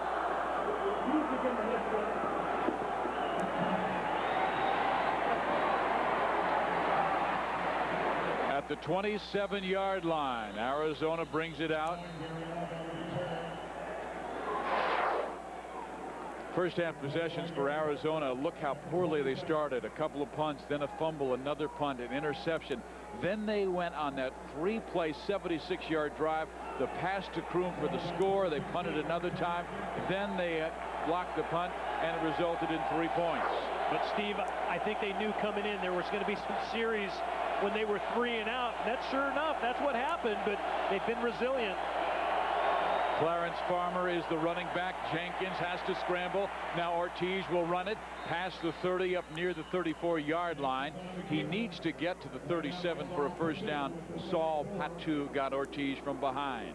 Well, that's what's so effective, getting first down yardage. You see the numbers on Ortiz Jenkins, 6 for 11, 117, but right there on first down, not taking a sack, able to get up the field, gaining 6 yards, and allowing for a good second down call, 2nd and 4.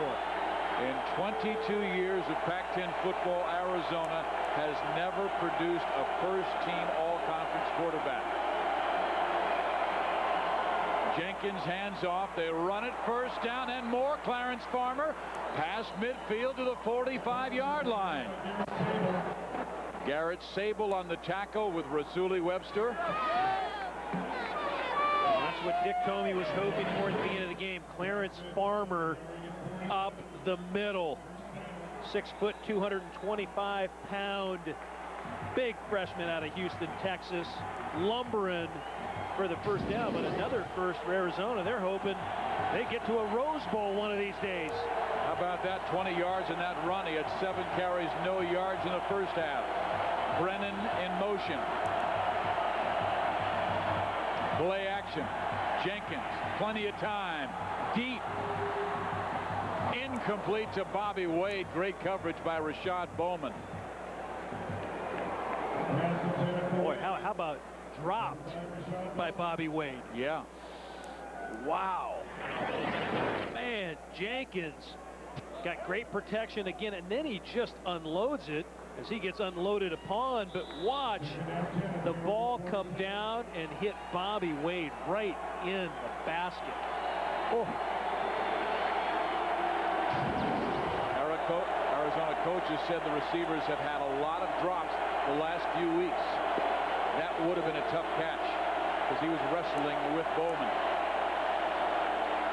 They fake the reverse. They run to the left side, and there's about 7 green jerseys, so Jenkins will lose the yardage, about 3.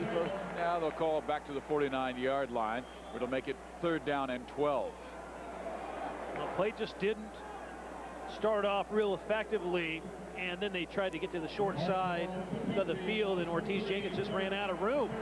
They just pushed him to the sideline. Now 3rd and 13. For that Oregon defense to start pumping those hands in the air and getting this crowd excited. Yeah, they do mark it back to midfield.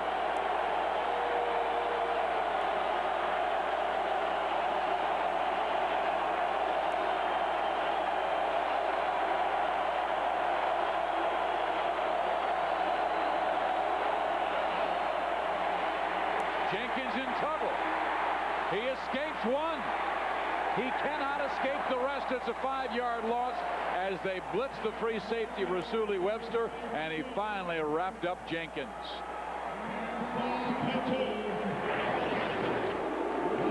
Ortiz Jenkins just able to stay alive there. He eludes big number 98, Jason Nicolau, and came in with 4 sacks and almost was able to spring free, but Webster finally there to bring him down. Halleck to Howry.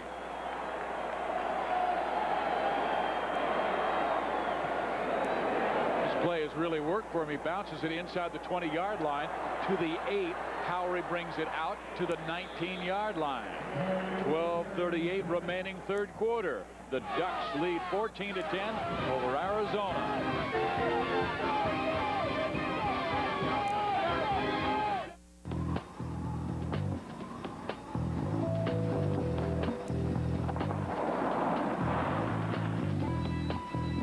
You need some help?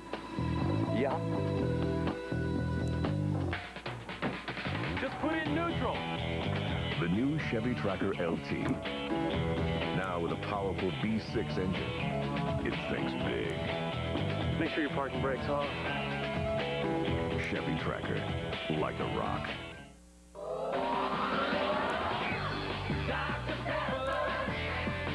You make the world taste better, yeah. You make the world taste better. You make the world taste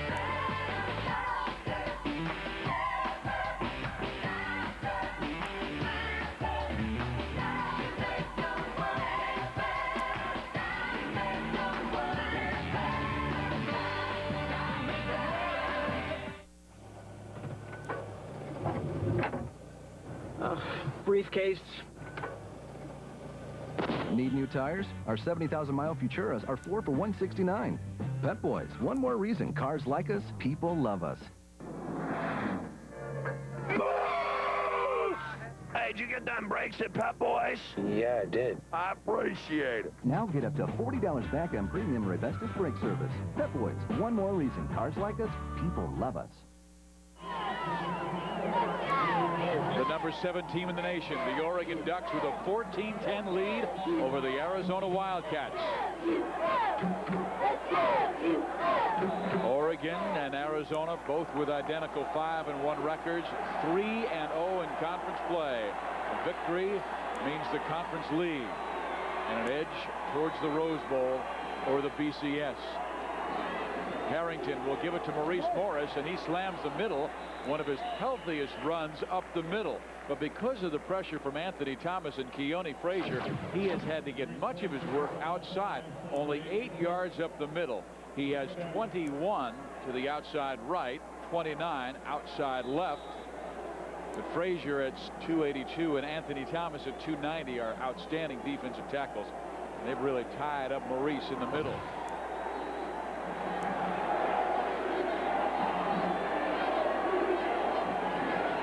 Morris again. They'll need another 1.5 yards for a first down.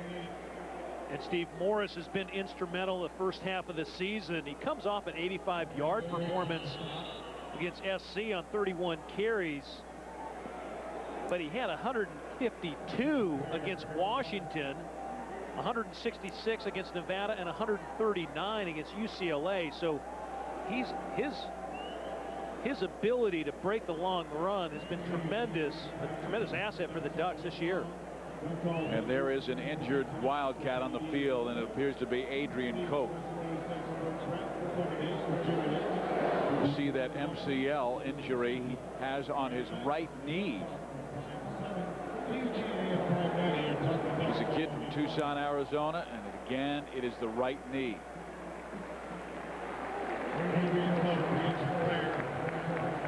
Boy, he is a fierce competitor.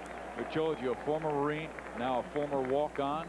He's a guy who fought for our country in Somalia and Bosnia and wanted so badly to play this senior season. Only 5'9", 216. But in their defense, they'll play him all over the field. Now they'll have to bring in probably Joe Ciofele, the redshirt freshman from Hawaii. Oregon needs 1 on 3rd down.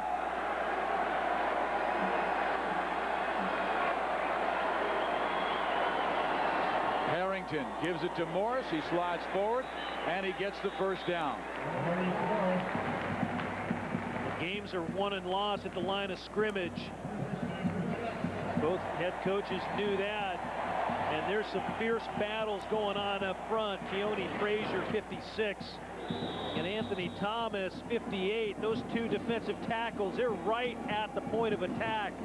One goes low, one goes high. Thomas trying to neutralize his man, and that's just a war of bench presses there, and Oregon wins the battle. Maurice now 69 yards rushing on 16 carries. They'll go right back to Morris, and he slams inside. The one thing offensive coordinator Jeff Tedford told us was they would be patient with the running game because they figured they could bust some and then give Joey Harrington a chance to go deep. Harrington was not that successful first half, 6 of 15. He was early in the first quarter. 2 quick touchdown strikes to Marshawn Tucker, and then quiet in that second period. And I think you got to credit the front 7 of Arizona. They've been relentless pressuring Joey Harrington, and Michael Jolivet, they've lost at corner in the first half with that vicious hit on special teams. There's the option. Morris is cut down. Oh, what a play by Lance Briggs, the middle linebacker. You know, Lance Briggs lines up like a tailback at That's middle what he played linebacker last year. Yeah, and he's played on the other side of the ball. Exactly. He can play on both sides of the ball, but he lines up so deep in that Wildcat defensive scheme, comes in as a leading tackler.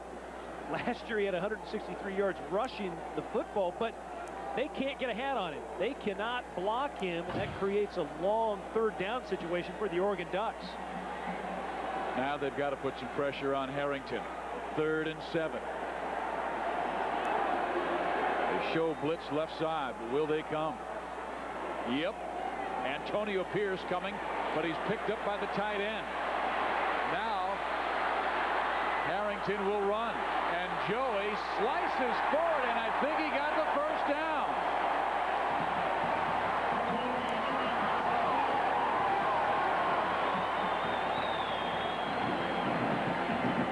Boy, the toughness of Harrington, very apparent there. 3rd and 7. He bails himself out. Nice movement in the pocket. Antonio Pierce, 45. Anthony Thomas, 58. Then he starts pointing out some blockers, and he picks up a couple great blocks. Idris Haroun gets blocked. Boy, number 23, Jermaine Chapman, had a chance to come up and put a licking on him, but Harrington, all 220, gets the first down. So they go back to Maurice. He cuts to the outside. Nice gain. You know, when we first saw him, he was a little tentative approaching the line of scrimmage. He's not anymore. This kid is a big back running hard. As Mike Bellotti told us, he's maturing every single week. Boy, and they've just been able to get it done offensively. Last week, the Trojans elected to try to shut down the run. He still got 85 yards, but Harrington went nuts for a career-high 382. They have different ways to put pressure on the defense, and right now, getting a good gain on first down, you can run a lot of plays on 2nd and 5. Adrian Koch back in the field for Arizona. Morris runs, and he is hit, knocked down by Lance Briggs, that middle linebacker. Brandon Nash, the strong safety, came flying in for a hit. There is Lance. What a player. Sacramento Elk Grove High School. Briggs is a very talented player. Comes in 3rd in the Pac-10 conference. But I like what Oregon does right now offensively. They're just using time off the clock. They're using their run game to their advantage. They create a short 3rd and 4. Look for the tight end to get involved here. Justin Peel, number 84. Again, Arizona showing blitz. They run the option, and they will not get it. You know, is that part of the problem? I mean, even with the old flex defense that they used to run, you could get an idea where the people were coming from. Not anymore. I mean, they'll run a zone and they'll blitz from the zone. Well, they move around so much, but you know what? This is Mike Bellotti and his game plan. He brings on Curtis Dorr. They ran a conservative 3rd down play, Steve, and now all of a sudden you bring on your big-time punter who's averaging over 42 yards a kick. They're going to try to pin Arizona down deep. Let the defense take over. Is standing at his 12. It's over your head, Bobby. Let it go. It will go out of bounds near the 22-yard line. So not a punt that Mike Bellotti is familiar with from Curtis Dorr. But still, it is the Ducks leading by 4 with 8:31 remaining in the 3rd quarter. Can you please tell me a bedtime story? Okay, son, let's see. It was 1982, Cal versus Stanford. There were 4 seconds to go, and Stanford was ahead 20-19. The Stanford band rushed onto the field. This is known as the play. Let's turn out the lights.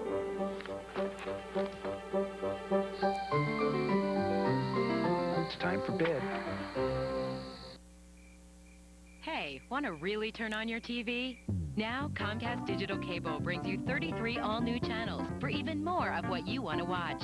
Like 17 new commercial-free movie channels featuring the kinds of movies you love most. And more new channels from Discovery and BBC America to help you learn more about your world. Plus loads of new kids channels from great names like Nickelodeon and Discovery. Even a way to keep up with your local weather, featuring updates every 2.5 minutes. Get all 33 channels when you upgrade to digital cable. You also get an interactive guide that makes finding what you want to watch easy. And digital picture and sound that let you experience more from your TV than ever before. You can even block out shows you don't want your kids to see. So why just change channels when you can change your whole TV? Get 33 all-new channels and get more from your TV than ever before. See for yourself with Comcast Digital Cable. Call now to order. People are going absolutely bonkers. You won the game. Oh, yeah. Oregon leads by 4, 14-10. Verizon presents First and 10 all season long on Fox Sports Net College Football Saturday. Verizon making the world of communications a whole lot simpler. Jenkins comes out at quarterback. Clarence Farmer remains the lone setback. Double tight end play action. Jenkins going deep for Bobby Wade. Almost intercepted by Steve Smith.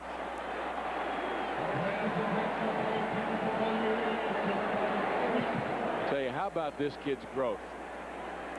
A great wrinkle that time. Arizona using a 3 tight end set. They put Brandon Manu-Maliuna in motion. And Ortiz Jenkins had Eli Winnick wide open. Steve, he elected to get a little greedy, go downtown. Steve Smith once again steps up, makes a great play for the Ducks. Coaching staff loves his work habits. 3 wide to the left side. Jenkins will run it. He's got some room. Ortiz.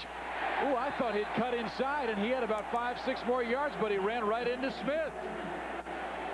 He's got that big smile on his face. I'm making the plays. Steve Smith played so well a week ago against the Trojans. Had a couple big plays defensively, a couple passes broken up, and this is just a great play by him once again. He goes low on the big man, Ortiz Jenkins, and Jenkins upset it himself that time for not cutting it up. If he cuts it up, he may get tackled, but he's going to hit. But again, man Webster dead on. 1 for 9, converting third downs. But at least you got a chance at 3rd and 5.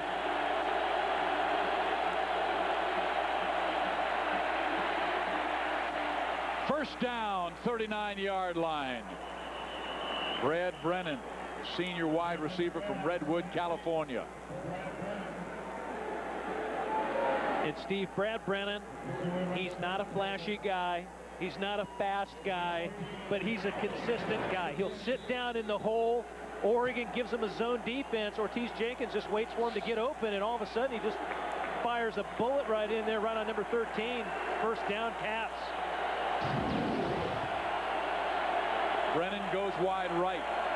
61 career catches in an injury-plagued career. Ortiz steps up in trouble. Saul Patu will not let him go.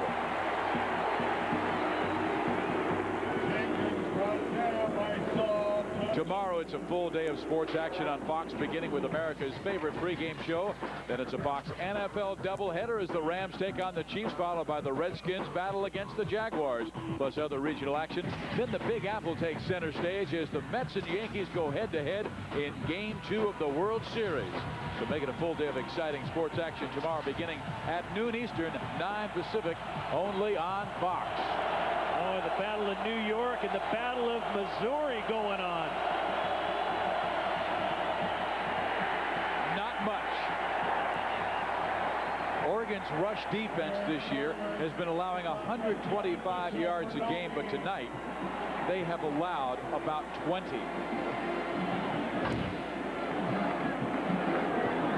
Tough situation here. 3rd and 12. See how that rush yards number has gone down, but this is where Oregon is so tough. They got teams pinned back deep. 3rd and 12 to bring someone off the edge. That was a 21st sack in his career for Saul Patu. Bobby Wade and Brad Brennan wide to the right. Jenkins sacked again, back at the 30. Zach Prater.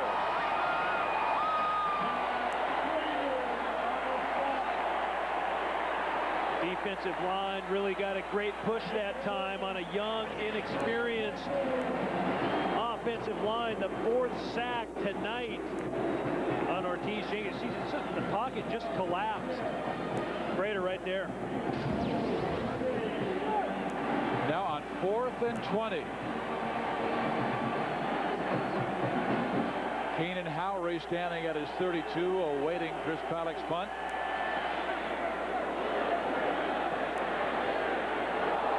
Well, they interfered with Keenan, and he may have run into his own man. He did, so it rolls inside the 20-yard line, and Adrian Koch will kill it at the 15. 14-10. Oregon leading Arizona with 4:43 remaining in the 3rd quarter.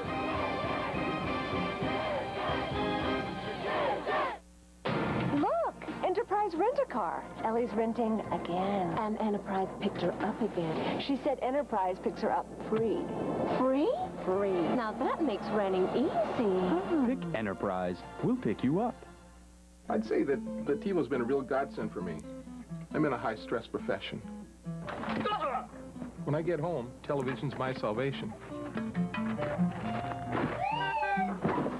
TiVo let me create my own TV network, so I can watch what I want when I want to. It's my way to forget about the day. What do you like to watch? Mainly cop shows. Get her close on this guy. He's going away for a long time. Look, Enterprise Rent-A-Car. Ellie's renting again. And Enterprise picked her up again. She said Enterprise picks her up free. Free? Free. Now that makes renting easy. Pick Enterprise. We'll pick you up. He's been voted the most powerful on-air personality in sports. Welcome to the Joke. Jim Rome, the last word. Weeknights at 6:30 and 11:30 on Fox Sports Net. Здравствуйте, дорогие друзья! Итак, мы с вами в Хабаровске на чемпионате по пощечинам. Сейчас видно, что чемпионат пройдет великолепно. Уж так сильны оба претендента. Итак, смотрим. Уже сейчас видно, что чемпионат пройдет великолепно. Как и обещали нам его организаторы. Единственный претендент на чемпионский титул Розановский без...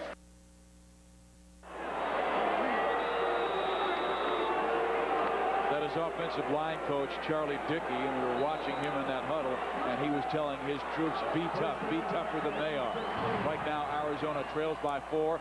Joey Harrington will break that huddle and bring his troops up to the line of scrimmage at the 16-yard line. Maurice Morris, lone setback. Maurice gets the call, the carry, and he is wrapped up by Tafoya again.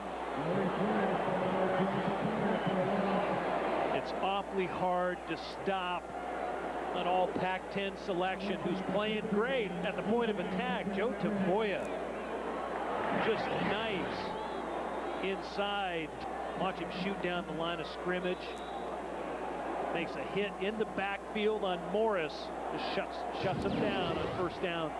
They've always had great defensive ends at Arizona. Teddy Bruschi, one of their best ever, played in the early 90s. Joey Harrington back to the air, and it is incomplete. And Steve, that was Joe Tafoya again. He got a hand on the ball that time. That's the second time he's blocked one. Big number 99. I asked Jeff Tedford, the offensive coordinator, before the game. I said, hey, are you going to game plan against Tafoya? And he said, no, not really. And I thought, boy, I would. He's good. Big number 99. I want to know where he's lining up. He'll cause you some problems. Second team all Pac-10 last year with 10 sacks. He has 21.5. But look at the tackles for a loss. 4-year starter at Arizona. 3rd and 10. Blitz. Harrington Harrington is hit as he throws. It is caught by Keenan Howry, and Howry escapes, but he does not get the first down. But Lance Briggs shot through, and he was all over the quarterback, Joey Harrington. A little delayed blitz. Watch Lance Briggs just hit it full speed, and then he just clocks Harrington. Watch this hit. Oh, my goodness. Boy, he got helmet to helmet. You know, that ball's incomplete, too. The ball's incomplete. Keenan Howry did a nice job picking it off the ground, but definitely hit the ground. And that hit, like the one on Joel Yvette earlier at the NFL, cost you about 10 grand. Woo. It was right there, though. It was an angled off the side of his foot. And that is the second poor punt by Curtis Dorr. Only 32 yards. Let's go down on the field to Lewis Johnson. All right, Steve, and you're talking about Joel Yvette, and why don't we just give everybody an update? We remember back in the first half when Joel Yvette right there takes the vicious shot to the chin, helmet off. We know that he was tended to on the sideline for quite a while. They were working on the blood on the outside as well as the inside of his mouth. Well, after a while, they decided they needed to take him out of here, and as a matter of fact, took him to Sacred Heart Hospital. Joel Yvette is still there. He will not return as they try to reattach the inside of the flesh of his mouth to his gum line. Just hope he's going to be all right, Steve. And Jermaine Chapman has had to play in his stead ever since, and he has played well. Jenkins almost picked off. Boy, Jason Nicolau got high and had those big bear paws up, just couldn't grab the football. And Steve, we all know that football's a violent game, but the helmet-to-helmet contact, we've seen it tonight on 2 occasions. I mean, trust me, at the NFL level, they're fining people. At the college level, there's going to be personal fouls and player misconducts. You don't like to see that happen.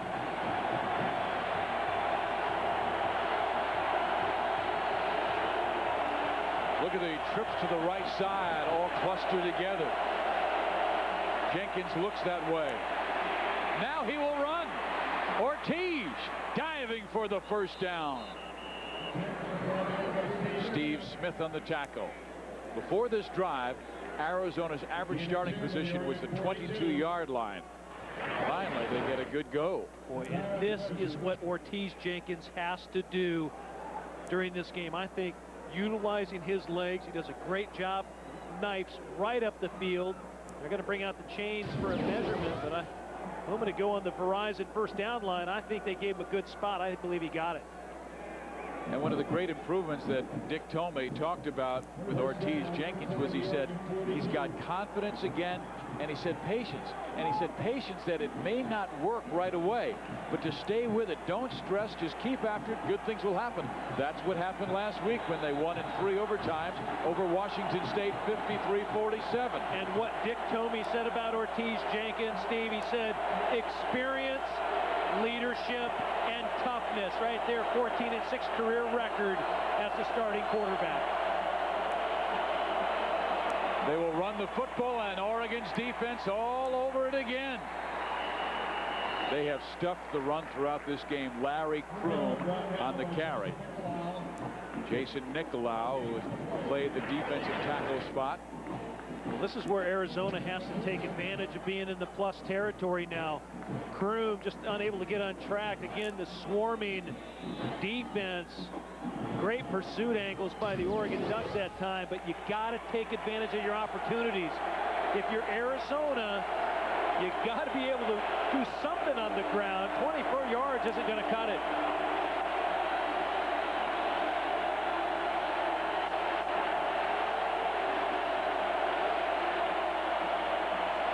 Ortiz incomplete to Bobby Wade. Bowman with excellent coverage. Well, Rashard Bowman just out there challenging Bobby Wade one-on-one. What was Ortiz, though, upset with Bobby about? Well, he took it inside. I think what Ortiz wanted to do was take an outside release, give him some room to throw the ball to the outside shoulder so Bowman can't get in and make the play. But Wade took it up inside, creates a 3rd and 10 for Arizona. I think if you're Ortiz Jenkins, you got to find the one-on-one coverage. Jenkins 1 for 5 this half. The crowd really gets into it. They got a cluster of receivers up top. He's going to call timeout. That's the first. I think that's a nice call by a veteran quarterback. Take the crowd out of it a little bit. Get to the right play. This is a crucial third down.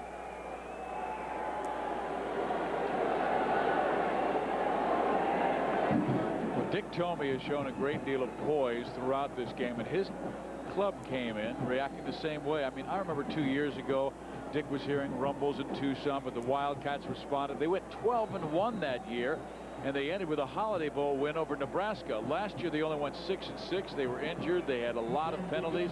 But just when you think Arizona is down, Tomey will bounce back with a strong season.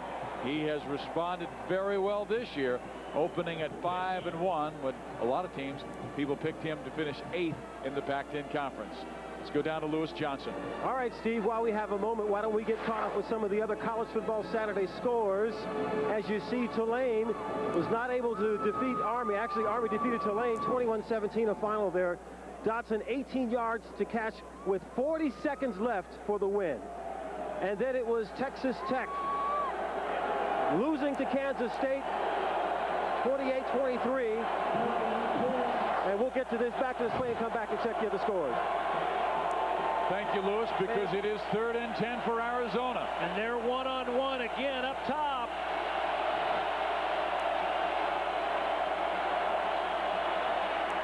Jenkins this time looking left side, incomplete.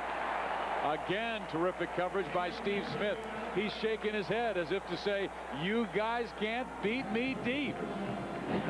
Boy, both the corners of the Oregon Ducks, Nick Aliotti, just happy. They do work hard in practice.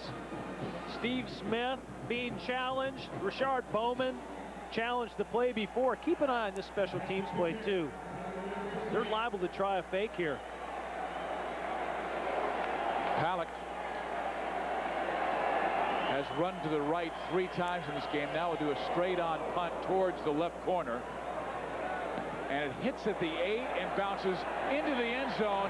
Adrian Koch had a chance at it, and it bounced away from him. 42 yards in the punt by Chris Palak, but he was just trying to nail it inside the 10 and let it roll, but it bounced too quickly into the end zone. And both coaches play the special teams segment so well. Arizona, of course, wanting to pin Oregon down deep and give them the long field. Ducks get the ball in, I'll say, fairly good position. They're unfamiliar with getting the ball at the 20. They usually get it up around the 40. Their average field position this year to start is the 39-yard line. Opponents, the 23. 16-yard difference means a lot. Harrington. You know what? He just doesn't look smooth this half. First half, he was very smooth. The ball was coming out of his hand like USC last week. I'll tell you why. Tafoya? Number 99, Joe Tafoya. Happy beat. Oh, Joe Tafoya lines up as a stand-up defensive end this time. But see, they get a mismatch. They try to put a fullback. That's Josh Line trying to block him. You can't do that. You got to put a big tackle on number 99. Otherwise, he's going to be in your backfield all day long. 2nd and 10. They're showing a blitz from the safety position, and he does not come. They hand off Maurice Morris. Oh, he is hit by Lance Briggs. Briggs just blew him up. Right now, Arizona has momentum, Steve, and the reason why, they are hitting at the point of attack. Tafoya, he ends up spreading it out. Watch Briggs shoot through the gap and just crush Mo Morris. Mo Morris ran a little high right there. Mike Bellotti said when he first came into the program, he said, Mo, you got to drop your pad level a little bit. Right there, he's over there talking to Gary Campbell, the running backs coach, and Gary's telling him the same thing. Hey, run low, or otherwise Briggs is going to take your head off. Arizona leads the conference in sacks. They also lead the conference in turnover margin. 3rd and 9. Harrington, deep, almost intercepted. Looking for Jason Willis. Brandon Nash with the coverage, but he threw into 3 white jerseys with 1 green. And that's what the pressure of that front seven does for you again. It just forces you into some bad throws, and that time Harrington, lucky he didn't get that ball picked off. On the way, back to receive the kick is Curtis Moore.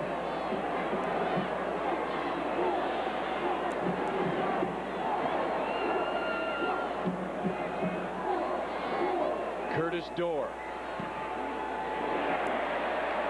What a punt this time. Driving Bobby Wade all the way back to the 31. And he is wrapped up immediately. 49 yards in the punt. Nothing on the return. Hands part all over him.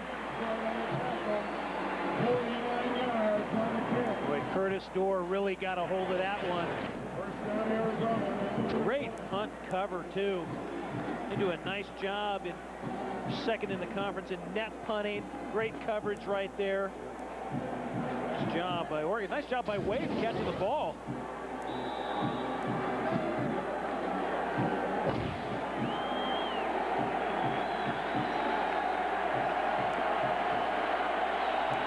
Well, if your defense gives you opportunities, you have to do something with it. Right now, Ortiz Jenkins has to get this drive on track. Jenkins, play action. Trying to throw back. Now he must run. He's got some room to go, but he runs out of bounds and he will lose. Great speed by the Oregon defense, but we have seen nothing but defense here in the third quarter. Zach Prater getting in quickly and sacking Jenkins earlier in the third. And for Arizona, number 27, Lance Briggs. You're about to see something special. Introducing the 2001 Buick LeSabre Special Edition. It's all about safety and comfort and that devilish grin you get knowing you just got the better end of the deal. Like a $1,250 value on the 2001 Buick LeSabre Special Edition. You can get real comfortable with that. Come see something special. Come see your Buick dealer today. What does a sound investment sound like? Janice found a radio network with big plans. So Janice did some high-frequency fact-finding, went out to the stations, sat down with their books and their managers, and found out the stations were doing better than anyone expected. Music to Janice's ears, and proof that tuning into the details can turn up sweet opportunities. Sound good? Get there. Janice Mutual Funds.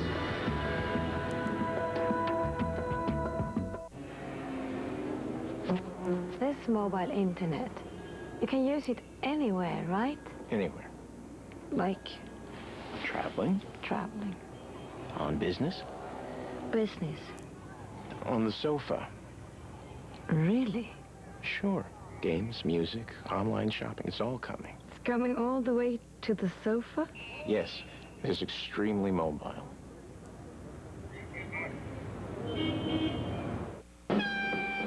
Coming up next, the Dr. Pepper halftime show.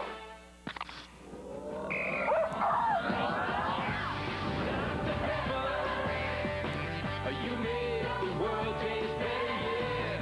You make the world taste better. You make the world taste better.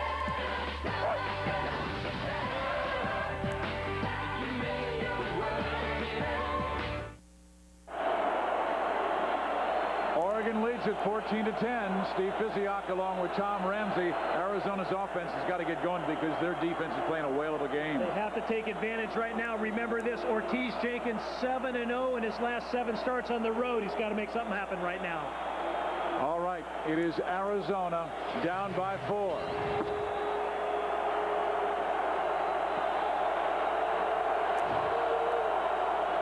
Listen to this crowd. Farmer is going to throw. Incomplete at midfield. Well, I like the play call, though. Clarence Farmer, the true freshman out of Houston, Texas, going left. He's checking himself out on the big diamond vision. We'll check him out from the end zone. They try to draw people in. He doesn't throw a real pretty pass. He does not throw a real pretty pass. Bobby Waite saying, hey, that was a duck. Quack, quack. 3rd and 14.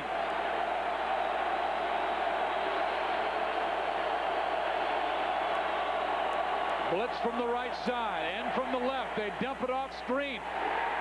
And Kroom goes down.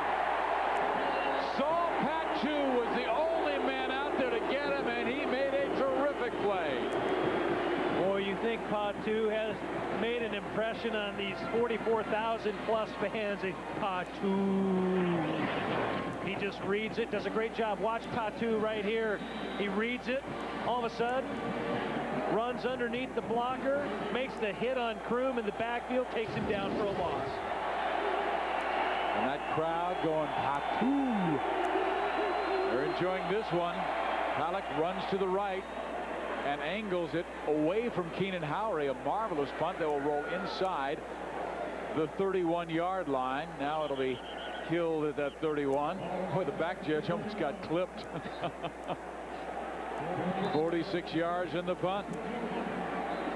Number 7 Oregon leading number 21 Arizona 14-10.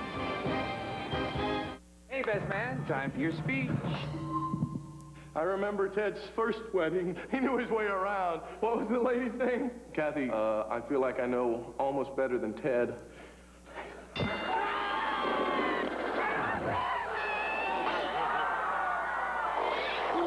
Don't be a victim of bitter beer. Drink Keystone. America's never bitter beer. Always a great taste, never a bitter face. Thank you. Whoa. And thank you. Keystone, always smooth, never bitter.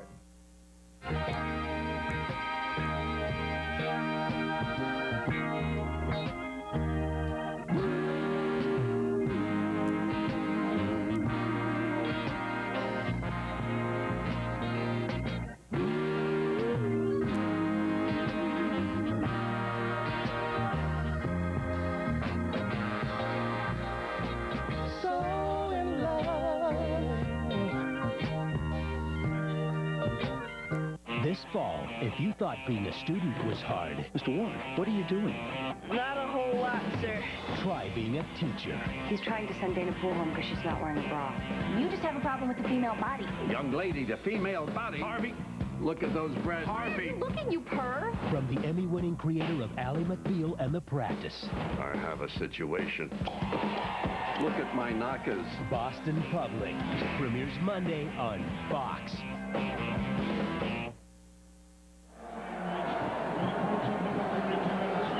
The two top defenses in the Pac-10 Conference going head-to-head. Marvelous game, 14-10. Oregon has the lead.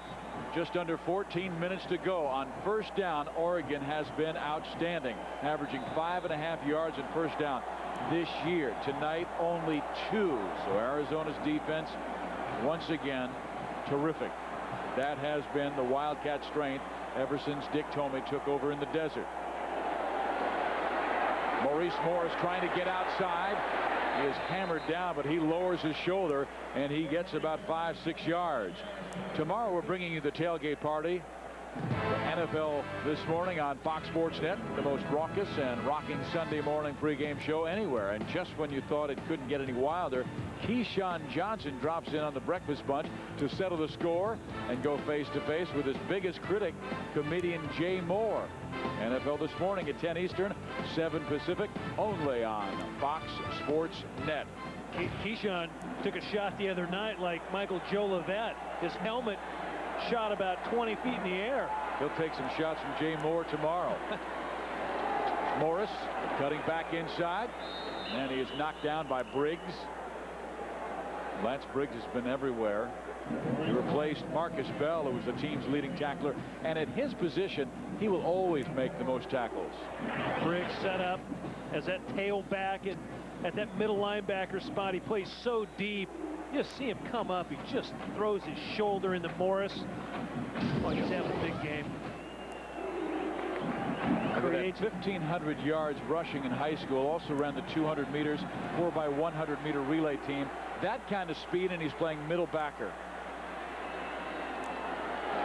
Delayed blitz by Briggs. Harrington picks it up, throws to Justin Peele. First down, 45-yard line.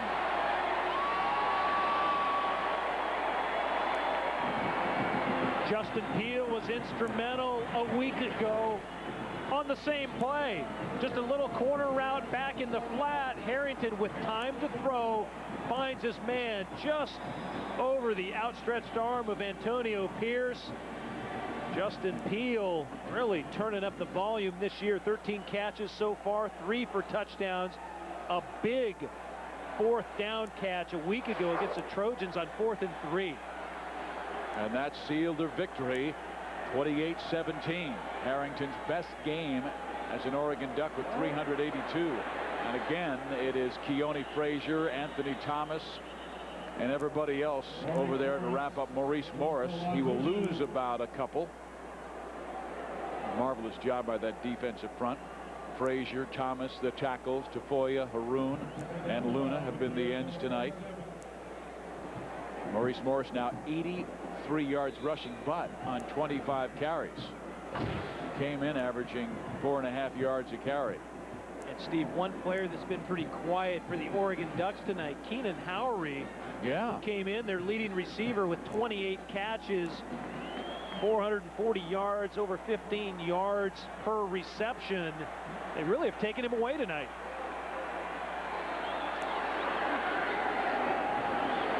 Morris skipping to the outside. Maurice inside the 40 to the 39. I thought he might lose yardage at the line of scrimmage, but great burst to get to the right. And now he hurt his right thumb.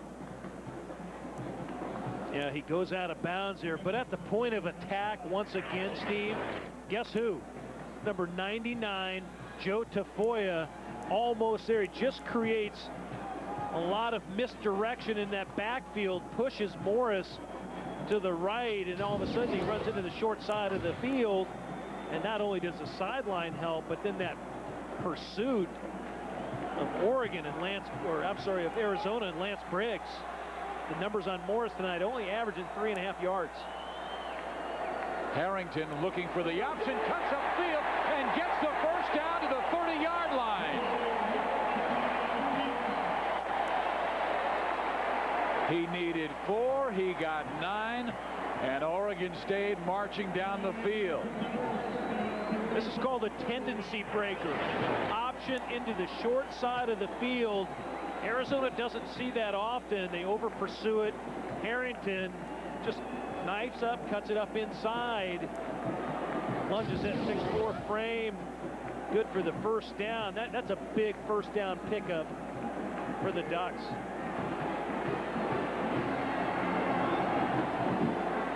Corey Collins is in at that tight end spot up top too. They like to go to him. And Harrington looking his way. Now the defense comes from Joe Tafoya, and Tafoya forces him to run inside, and he runs right into Anthony Thomas. There's a late hit, though.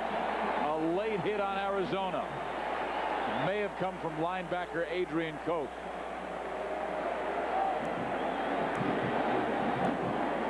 A little bit of frustration sitting in for the Wildcat defense, where they've been so resilient tonight. Dick Tomey's unit really doing a good job. They had the momentum in their favor. Personal foul on the defense, half the distance from the end of the run. Automatic first down. Let's see if we can see the late hit. Briggs dropping back, all of a sudden comes up.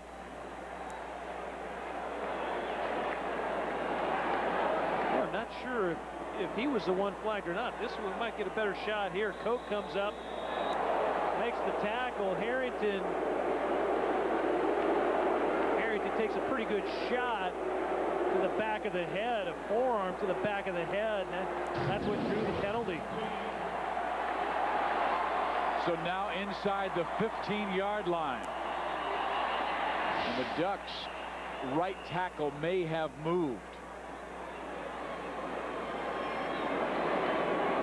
We don't get to say that offensive line's names that often. Full start, offense, 5 yards previous spot, still first down.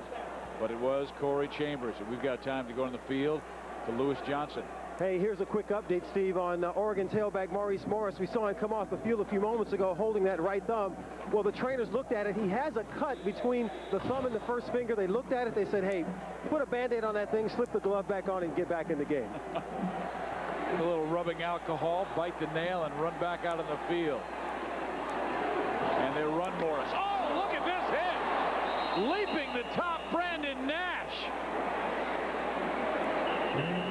Looks like Nash hurt his back. But you talk about coming after somebody with some kind of ferocity. Guys are laying it out tonight in this game. The game for possible BCS implications, Pac-10 conference race implications, and that's just a big-time play. Brandon Nash flying over the top to the fullback, Josh Line, and then just nailing Mo Morris in the backfield. And the two backup safeties are both injured. Clay Hart and Zaharias Johnson. Johnson did not even make the trip because of injuries. Clay Hart was injured earlier in this game. Nash started his career as a wide receiver. Caught 6 passes in 1998. He is slow in getting up. Dick Tomey will check with him. Dick may have to go with a cornerback to play safety.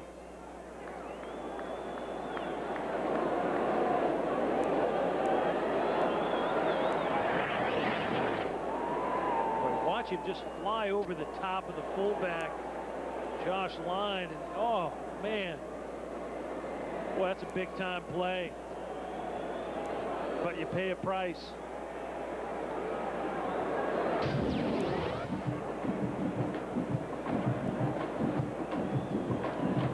Boy, they've had terrific defensive backs through the years. The greatest that we have seen recently was Chris McAllister 2 years ago, helping the team to a 12-1 record.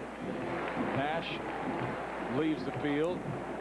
You go way back, talk about Chuck Cecil. He has the most interceptions in one game, 4 by an Arizona Wildcat. Well, Anthony Banks now comes in the game. Jarvie Wooster remains the free safety. They may play Banks at that strong safety position.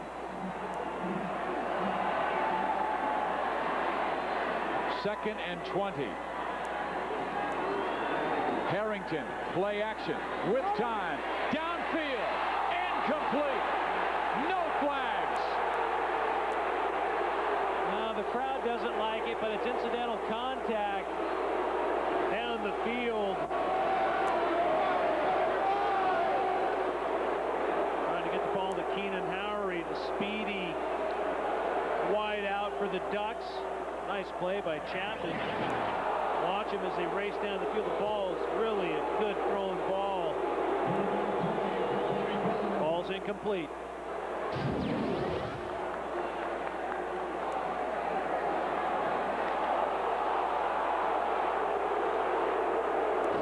We are here in Eugene, Oregon with number 7 Oregon leading 14-10 over number 21 Arizona. 3rd and 10.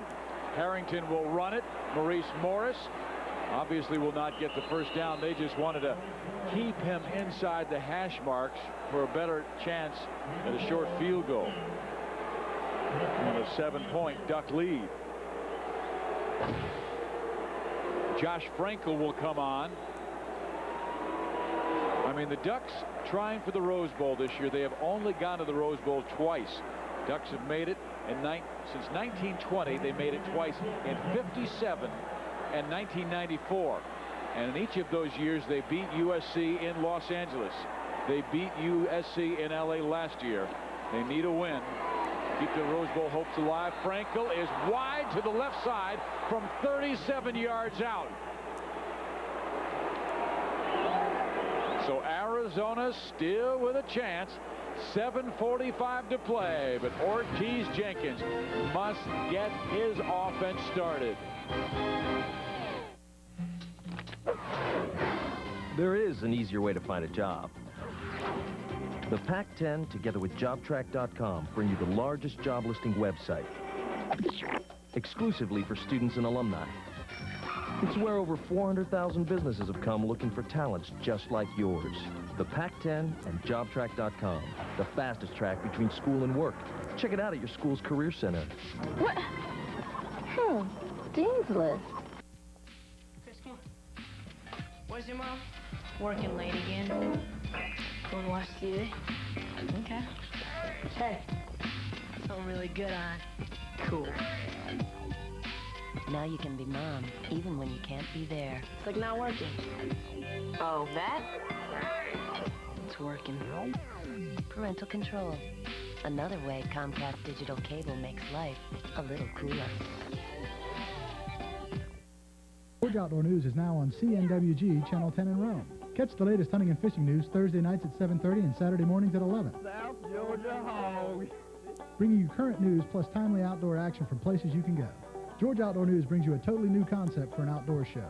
Timely hunting and fishing news. Tune into Georgia Outdoor News on CNWG Channel 10 in Rome for all the latest hunting and fishing action. If it's going on out there, we'll have it right here on Georgia Outdoor News. Thursday night at 7:30 and Saturday morning at 11. FX.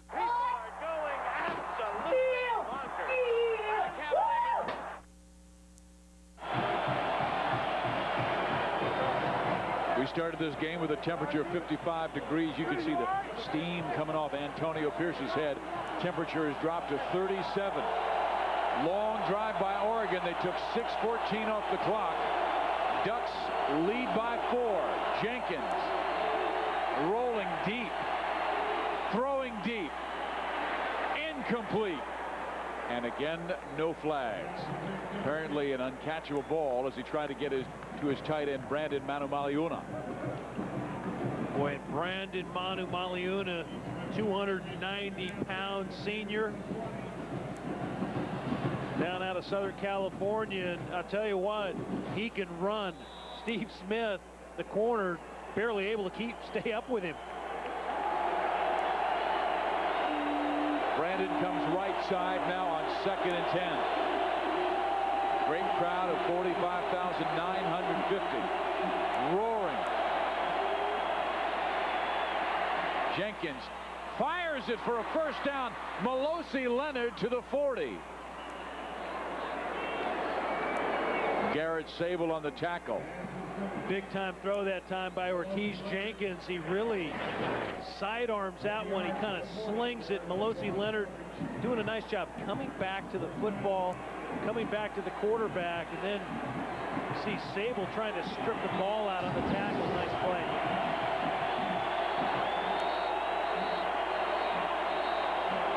They'll go with 3 wide receivers. Arizona has been unable to run the football effectively. But, you know, Jenkins just seems to be a little more calm away from Arizona Stadium. It's very interesting, and we've seen him in some hostile environments. Probably his greatest game in his career was an incredible win 2 years ago at Washington. That flip into the end zone. But the drive was beautifully executed throughout that last 3 minutes by Ortiz. Melosi Leonard, nothing. Oh, Steve Smith is just playing another terrific game. He was outstanding at USC last week, and they have not burned him in this contest. And Steve, big-time players love big-time games. Steve Smith has stepped up tonight for the Ducks, and Ortiz Jenkins has been doing it tonight for the Wildcats. No huddle offense. Jenkins 2nd and 10. Ortiz in trouble. Sacked. Jason Nicolau. The defensive backs were just blanketing the wide receivers. He had nowhere to go. That'll cause you some problems. They went no huddle trying to take the crowd out of it. Unfortunately, the crowd got more excited. Nicolau,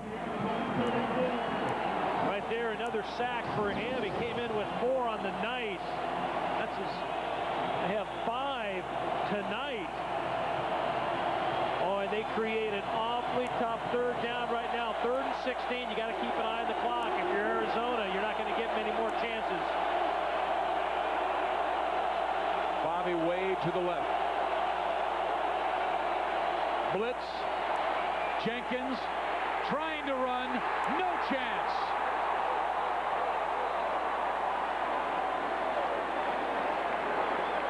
Ortiz did fumble the football, but immediately the side judge raced in, said no, he covered it himself. It's still Arizona football, but it's 4th down and about 19. Boy, watch him. They're battling in there. It looked like he tried to. Oh, no, that was a fumble. I thought his arm was in motion. Oh, Oregon almost covered. came down with it. Number 78, Aaron Safranek, was the one who recovered it for Arizona.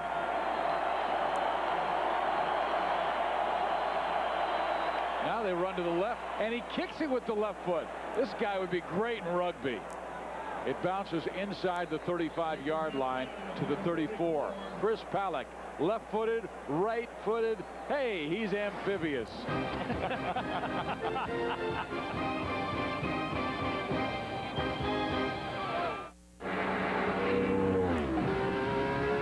Here at Cooper Tires Test Track, they're developing some pretty impressive tires.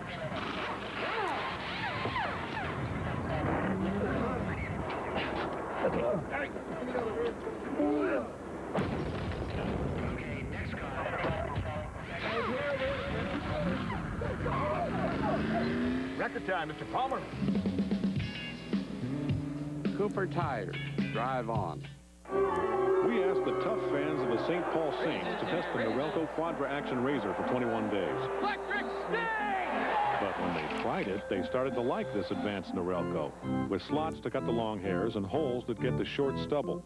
They got a quick, close shave without the nicks and cuts of a blade. By the end, these fans had fans of their own. The Quadra Action Razor. Try it for 21 days. It's guaranteed or your money back. Norelco. Put it to the test. In 5 billion years, Earth has never seen anything like it. The Honda Rubicon. 500 cc's of extraordinary power and the most advanced automatic ATV transmission to ever run the planet, the Honda-matic. When you're the best on Earth, Earth is your only competition.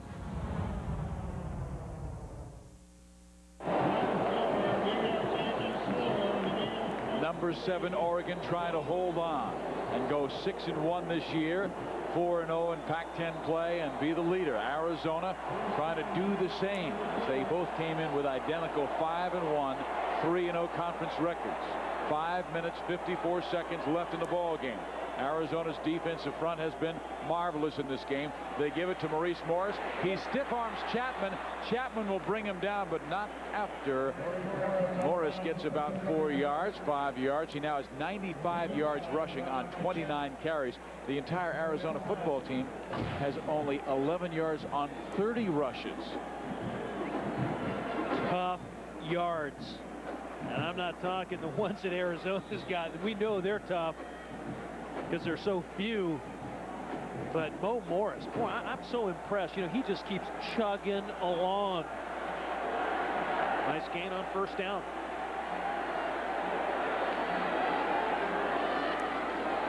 Morris, jitterbugs for a couple of yards to the 41, needs to get to the 44 for a first down. It'll be 3rd down and 3 as Antonio Pierce makes the tackle. And just what Mike Bellotti and Jeff Tedford, the offensive coordinator, want. 3rd and 3. You have a run-pass option here. If you elect to run and get the first down, you're just burning more time off the clock. Of course, clock will stop with any conversion of a first down, but not for long. And this is an awfully big down for them. If they convert tonight, they've been 6 of 15 tonight at 40%. But if they convert right now, they put Arizona with their back against the wall. Harrington to throw quickly, and he gets it to Willis for a first down.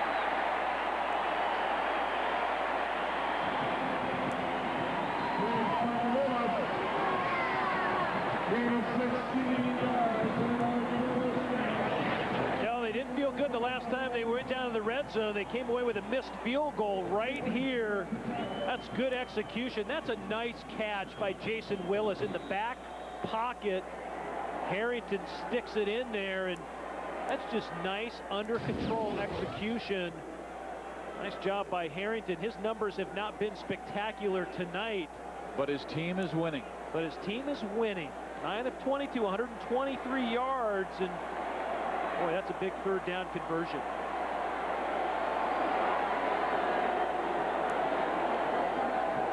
Morris to the 40. Maurice struggling for a first down. You talk about strength as he goes over the 100-yard rushing mark.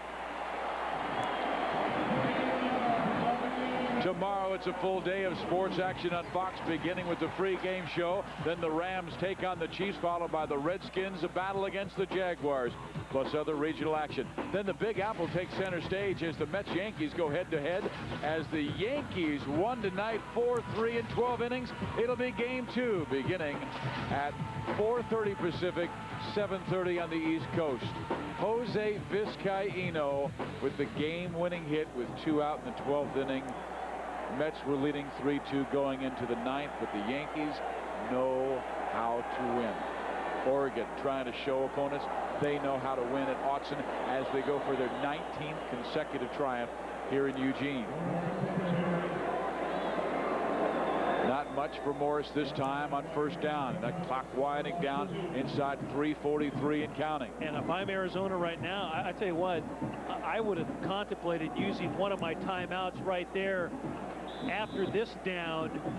If you stop them, you'll use one of your 2 remaining timeouts immediately.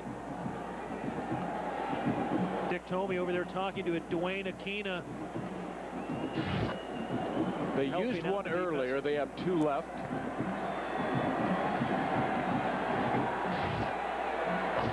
Second and 11. Morris, not much. Pierce is there, so is Briggs. Jarvie Wooster also gets off the pack. And Joe Tafoya, gain of 5. And Arizona does call timeout. 3 minutes to play. 14-10. Oregon trying to hold off the Wildcats of Tucson.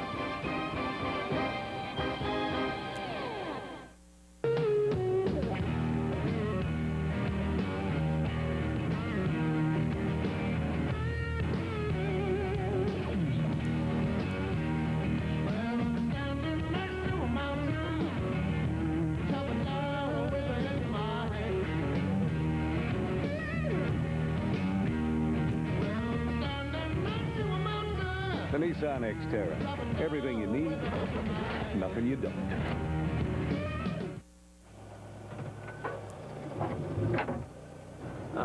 Briefcase. Need new tires? Our 70,000-mile Futuras are 4 for $169. Pep Boys, one more reason cars like us, people love us. Hey, did you get them brakes at Pep Boys? Yeah, I did. I appreciate it. Now get up to $40 back on premium Revestis brake service. Pep Boys, one more reason cars like us, people love us. Oregon leads as Sasquatch was able to get a ticket for the game. I knew he lived up here in the Northwest. Bigfoot. He needs a shave. Dick Tomey needs a stop. A stop on 3rd down and 7 yards for Oregon. Oregon knows that Arizona has 1 timeout remaining in this game. And Steve, keep an eye on the play clock. It's inside of 5 seconds. Harrington gets it off on time. They run Morris. He will not get the first down. He gets to the 30-yard line, but that is it. Morris having another terrific game as he has 114 yards rushing on 34 carries. They run him like they ran Reuben Drones and Saladin McCullough when they were here in Eugene. Timeout on the field. This new mobile internet, they say it's going to change my life. Well, but I like my life. Dave, it's going to change some things you don't like. No wires, no waiting. The internet services you want, wherever you are. So you won't change the good things? You'll still have those. Anchovies on pizza? Still be there. Ice hockey? Absolutely. Feel a leather on naked skin. That's important to you, Dave?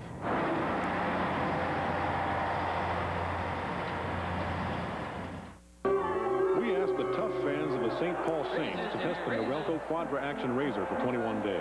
Electric sting! But when they tried it, they started to like this advanced Norelco, with slots to cut the long hairs and holes that get the short stubble. They got a quick, close shave without the nicks and cuts of a blade.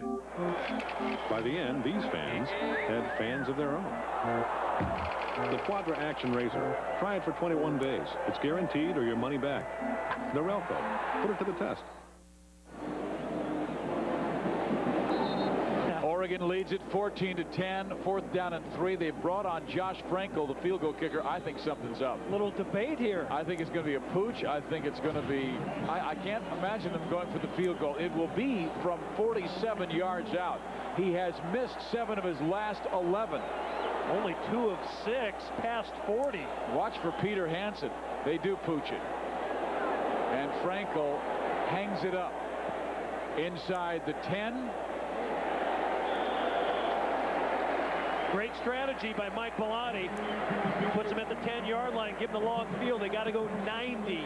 The other thing that Mike Bellotti's team has done well in this quarter, they have held the football for 9 minutes. Arizona's offense has been on the sideline. Well, they're well rested.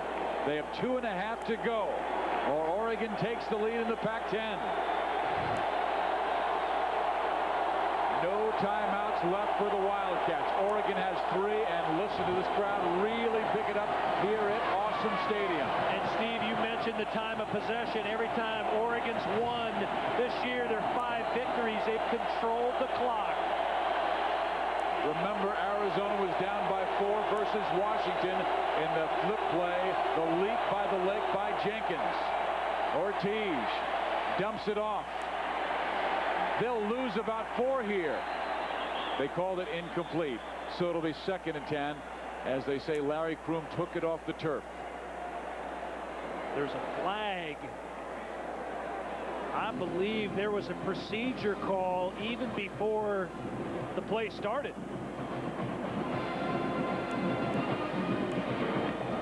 Before the snap, delay a game. Offense. 5 yards previous spot.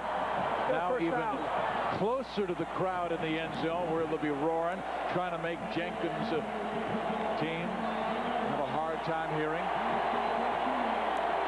Steve, you can't hear yourself think in these kinds of situations. I'm sorry, I can't hear you. It's too loud. Look how close they are to that offense.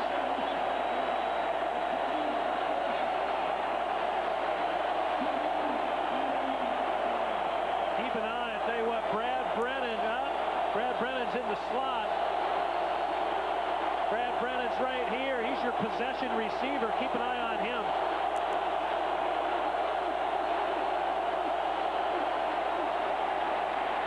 Jenkins finds his man, and it is Brennan. Very close to a first down. It appears he'll need another yard. Well, Brennan's your possession guy. He gets open, and he'll find the open spot in the middle of that zone, right between the hash marks, and I'm sure that's what they'll do again. Jenkins looping it up. Complete first down, Brennan. It's interesting how he goes to the guy who runs the routes that he wants. Well, Brennan's just Mr. Reliable. He runs nice routes. The clock stops with the player going out of bounds. They got to reset the chains. Ortiz Jenkins is the one player you like in this situation. He has been in this hostile environment before. You mentioned it, Steve, 2 years ago up at Washington. He came up with really the play of the year. Oregon showing blitz. Here they come. Jenkins will run. He gets about 3 to the 42. Jed Boyce on the tackle. And Jenkins saying, fellas, let's huddle up. He gets the hand signals from Dick Tomey. Great decision that time by Ortiz Jenkins. It's noisy, but he's got it quiet where he's working right now. No blitz. Jenkins firing it for the first down. And again, it is Brad Brennan who came into this game with 2 receptions. He has 3 on this drive. Dino Babers, the offensive coordinator, knew Ortiz Jenkins would be effective in this hurry-up, no-huddle offense.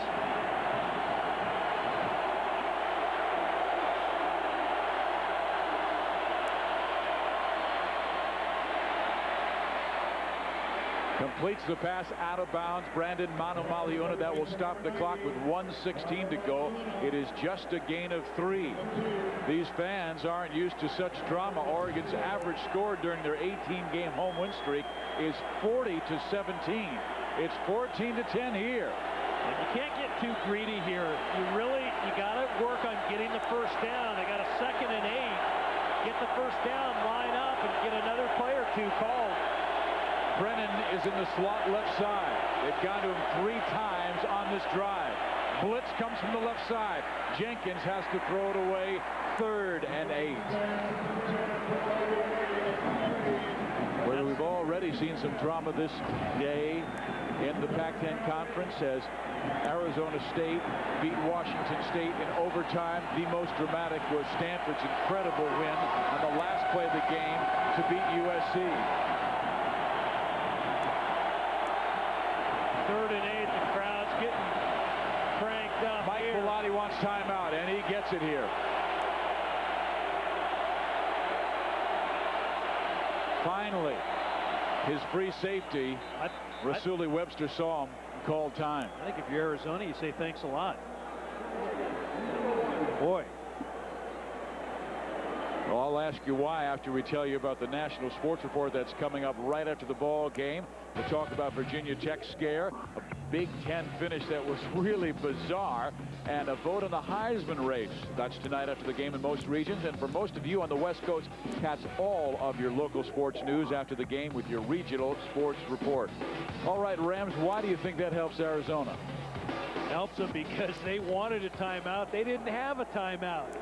You'd love to call a timeout on 3rd down, 3rd and 8, just to get to the right play dialed up. There was some confusion on the part of Arizona. Rams, because what they can do, they can call a play for the 3rd down, and if they fail, they've got a 4th down play to call. Exactly. You're in 2-down territory.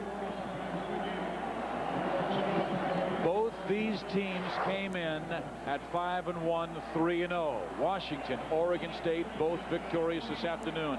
The winner tonight has the upper hand in the Rose Bowl race.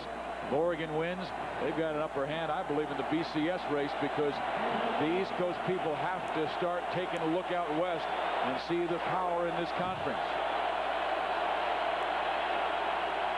3 wide receivers.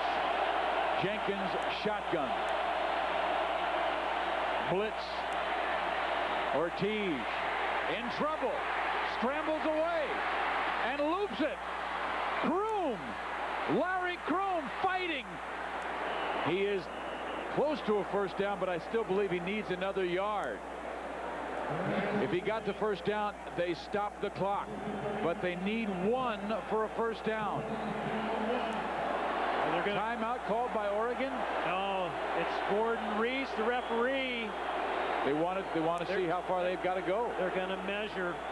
45 seconds left. And I think if you're Arizona, again, they let some precious time roll off the clock. But if you're Arizona right now, Steve, as soon as they get the chains out of the way, you have to be on the ball with your play already called and ready to snap it. What do you do here on 4th and short? I think you just have Ortiz Jenkins lean ahead for about 6 inches. Well, it's more than that. 1.5 feet, and it's 4th down.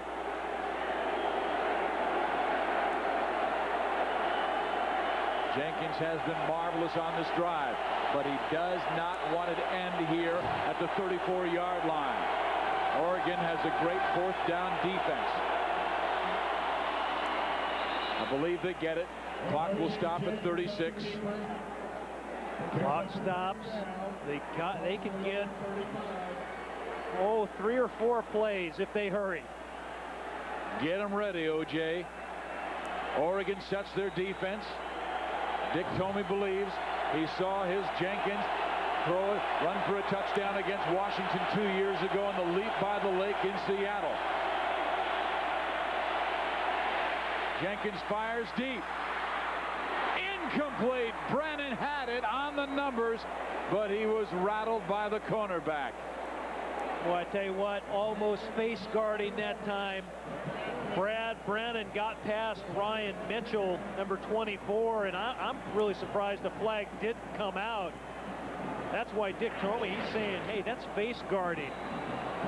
Watch, I mean, the DB didn't even turn to look at the ball. He runs right over Brennan.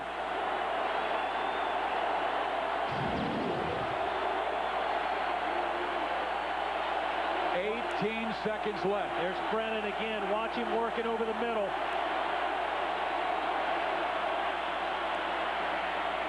Jenkins hangs it up. Incomplete, intended for Bobby Wade. Rashad Bowman, great coverage.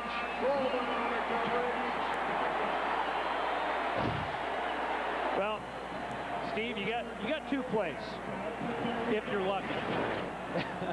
Bowman stride for stride with Bobby Wade. I mean, that's a blanket, and that's a great defensive play. See how he had his eyes turned? I mean, he's going after the ball as much as the wide receiver. That's a great play by Bowman. 3rd and 10 from the 36. 3 wide left.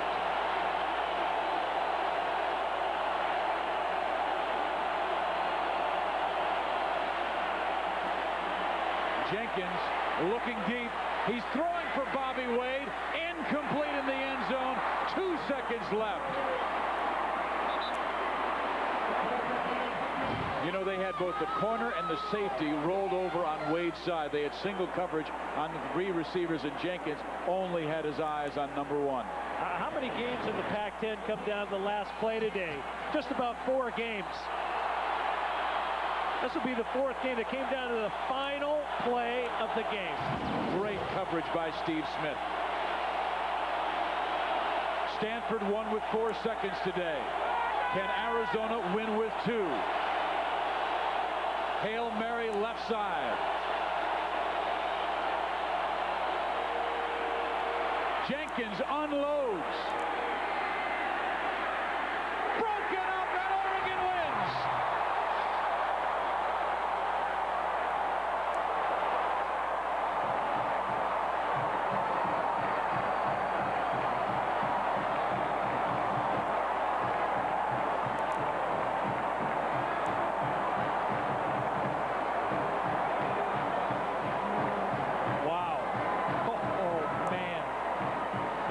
Terrific rally by Ortiz. Jenkins is left empty, and Oregon takes the Pac-10 lead. 6-1 overall, 4-0 in the conference, and there are 3 tied for second: Huskies, Beavers, and Wildcats. And Steve, we said Oregon controls their own destiny. They got Arizona State next week, and it's been an interesting game. So that's it for Monson. Oregon wins it 14-10. Be sure to watch Saturday for more college football action. 11:30 Eastern, 8:30 Pacific pregame as Missouri battles Iowa State. Coverage begins at 11:30, 8:30 Pacific. Check your local listings for games and times in your area. For Tom Ramsey and Lewis Johnson, I'm Steve Physiok. College Football Saturday has been a presentation of Fox Sports Net. Stay tuned. The National Sports Report is next in many areas. For those of you in the West Coast, stay tuned for the Regional Sports Report. Good night, everyone.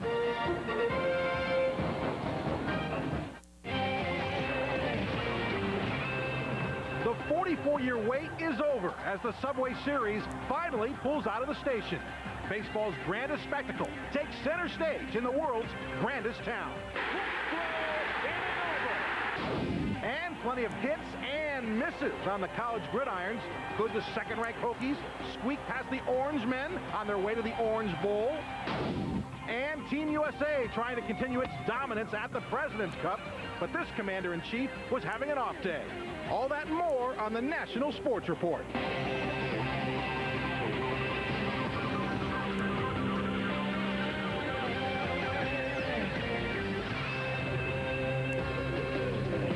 Hello, everyone, and welcome inside the Fox Network Center. Hope you enjoyed everything that you just saw. That Pac-10 game was amazing between Arizona and Oregon. Absolutely. Alongside Randy Sparagi. You know what? I'm Kevin Garcia. It's been a wild night, hasn't it? It's been a wild, wild night.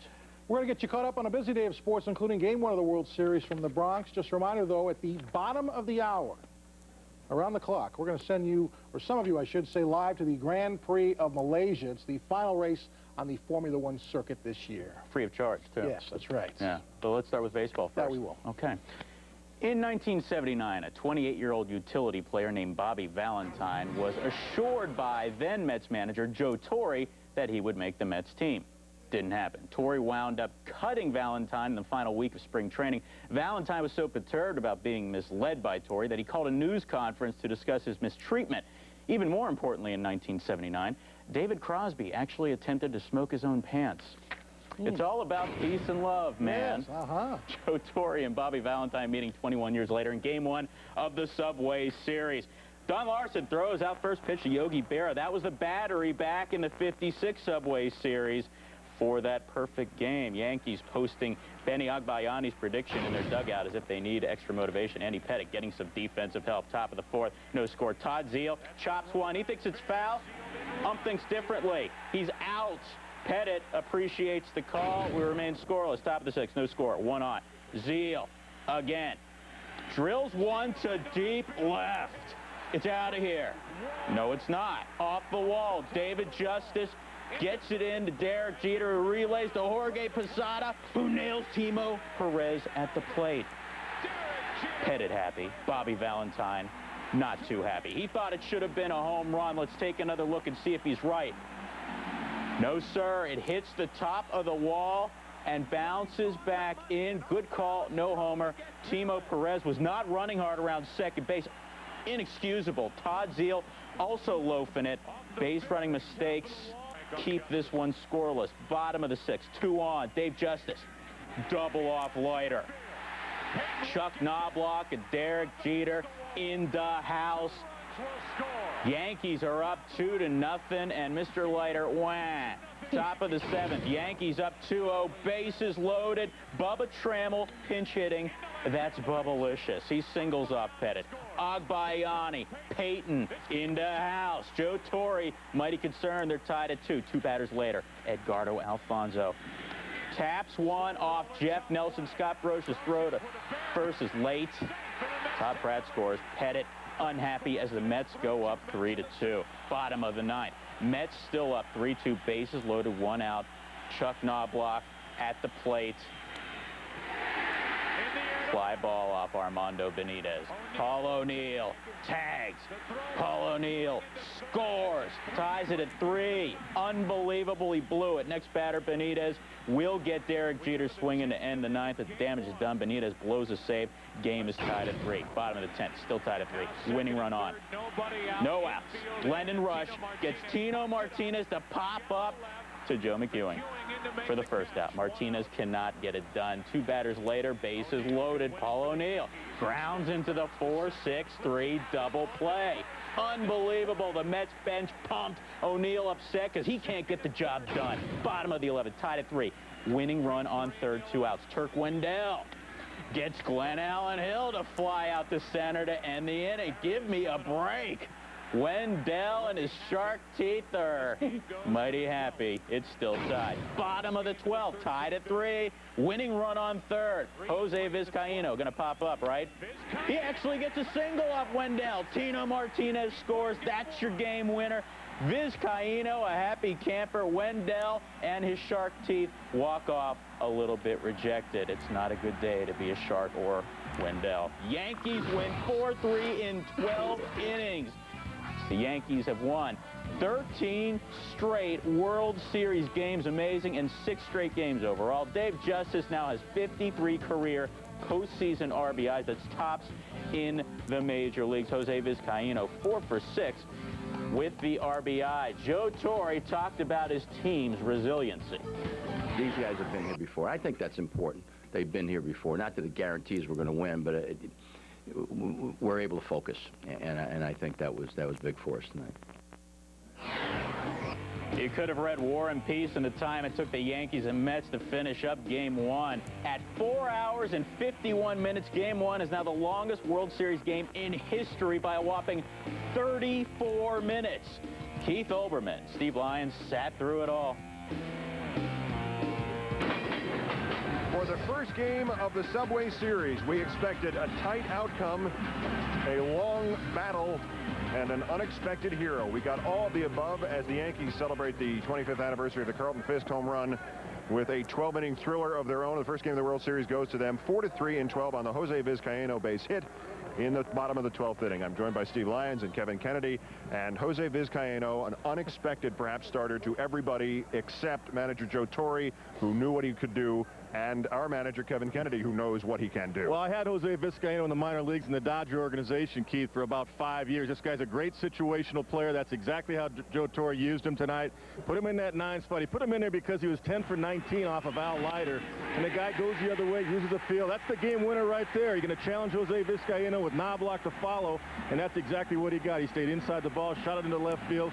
He had big hits in this ball game. He got the scoring started actually in the 6th inning with the base hit off of Al Leiter. Even though Jose didn't score, Knobloch ended up scoring, and Jose Vizcaino was huge all night long. And you talk about the numbers that he had against Al Leiter, and Joe Torre generally doesn't manage that way. He manages because he knows the players and how they can hit. And we said in the pregame show, I would never question a move that Joe Torre makes with his lineup, especially in the postseason, all the way back when Shane Spencer, he put him in the game, Ricky Leday, David Justice, these kind of guys, not David Justice, but other guys that he's used in the lineup in the postseason that just absolutely come through for him. Glenn Allen Hill earlier in the postseason this year went cold after that, but you know, anytime he makes a move like that, it always comes out smelling like a rose. And the irony is it does not have to come out the way he wants it to, because Vizcaino was 1 for 3 against the man he was sent in to face, Al Leiter, and the other 3 hits were off Mets relievers, who of course actually stunk the joint up here on the first night. But let's turn to the positive first. Our Ron Darling caught up with Jose Vizcaino immediately after that game-winning hit.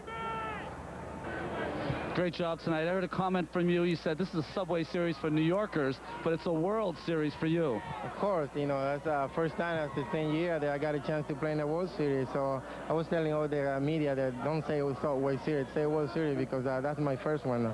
So, you know, I'm really happy that, you know, I came through tonight. You know, Joe gave me opportunity to play tonight, and then I show, you know, what I was doing the whole year. You know, just come, you know, and try to do my job and help the team to win. Well, what's been really important for the Yankees this year, they haven't been as strong as in the past. The bench has been incredible, and you've been one of the big parts of that bench. Yeah, I've been doing a really good job, you know, since I got right here. And then, you know, Brian Kazma has been doing a great job, and Joe to bring some key guy, you know, and to be in the bench like Glenn Allen Hill and Polonia, all those guys, you know.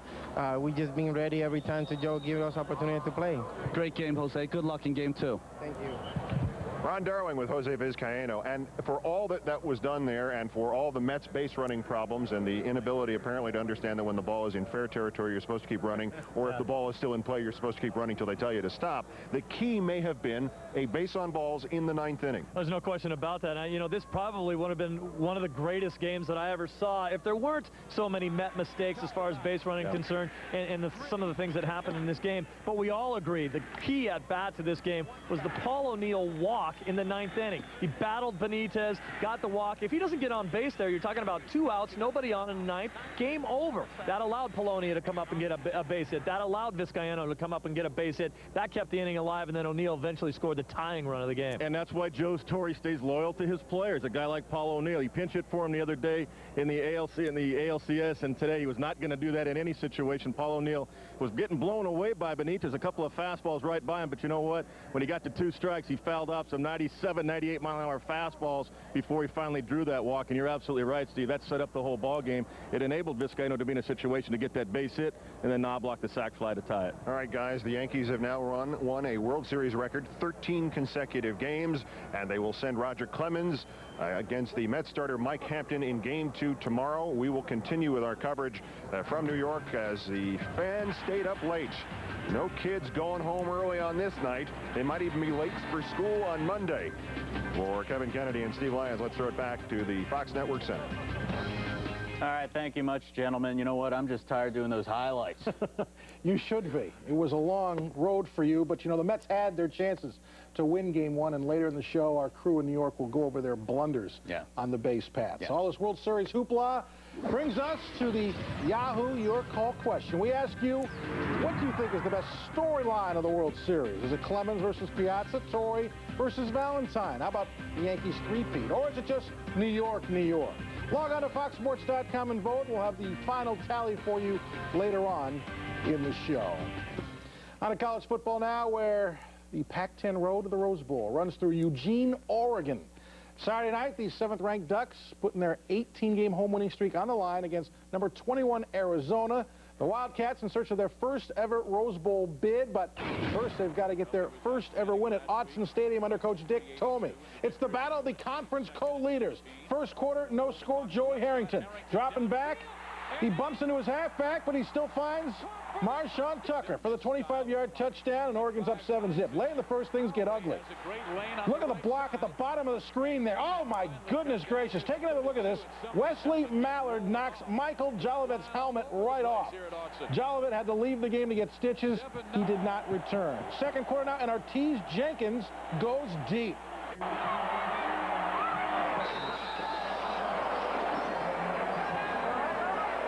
Goodness, Ryan Mitchell right into the band. Happy to say he was okay, and Oregon gets the victory. 14-10 was the final. The Ducks are now the only undefeated team left in the Pac-10, and they extend their home winning streak to 19 games. It's the second longest home winning streak in the nation. Florida State has won 50 straight on the home turf. Amazing what they can do at home. It's just amazing. That slippery turf, they own it. You are not kidding about that. Meantime, we've got other things to deal with. Yes, we do. I would think so. Let's check out what is on tap coming up. The Mets ran into a couple of speed traps in the Bronx, but couldn't hang to beat the Yanks. Complete Game 1 analysis ahead. From the Bronx to the Lynx, Tiger Woods in the U.S. all pumped up at the President's Cup. We'll have a report from Virginia. And more to come from a hard-hitting day in college football, including one that went down to the wire in Palo Alto. Chris Lewis has to throw this in the end zone. Fourth down from the 20. 4 seconds to go from the shotgun. Lewis. Join Matt Vasgersian and Lisa Guerrero on Sports Geniuses, the game show that tests your sports IQ. Sports Geniuses, weekdays at 5 on Fox Sports Net. Announcing the breakthrough in pizza technology, a pizza inside a pizza. To demonstrate how much we can pack inside Pizza Hut's new Insider, we're going to take this elephant and pack him inside this phone booth. Smashing. How do we get it all in? Well, we took one thin crust with 6 cheeses, sealed it with another crust and even more cheese. And that's the amazing new Insider Pizza, all for just $9.99. Get that, will you? The Insider Pizza from Pizza Hut. Another one of the best pizzas under one roof. You're huge everywhere. It's him. Everybody just kind of looks at me and thinks, you know, got a screw loose or something. Get away from me. Get away from me. You are a sick human being. Pete, do you still gamble? Sure. But not on sports. You're a marquee player, but you have never won Jack. I'm pretty sure there's a lot of people that dislike you. What's the last word? Weeknights at 6:30 and 11:30 Eastern on Fox Sports Net. It is all good. A serial killer has claimed 8 victims. Now, to save the 9th, You have a gift that no one else possesses. Michael Lewis must make contact with the only witnesses. The dead victims. Take her hand, but be careful. Her fear will be your fear. Can you help me? Andrew McCarthy. I know where he took her. The Site. Premieres Sunday, October 29th at 8 p.m. on FX. Going deep with Chris Myers. Dealing with the celebrity part of it, and when does it become too much? This is not easy. This is no longer a sports problem, it's a social issue. Let's talk about the facts. Is he a danger to society? I have a lot to be mad about. Well, who does it? The sport itself may need a complete overhaul. I knew that it couldn't get any worse. So who would you say you trust the most? There's so much at stake now. It's about getting it right. Going deep with Chris Myers. Sundays at 7 on Fox Sports Net.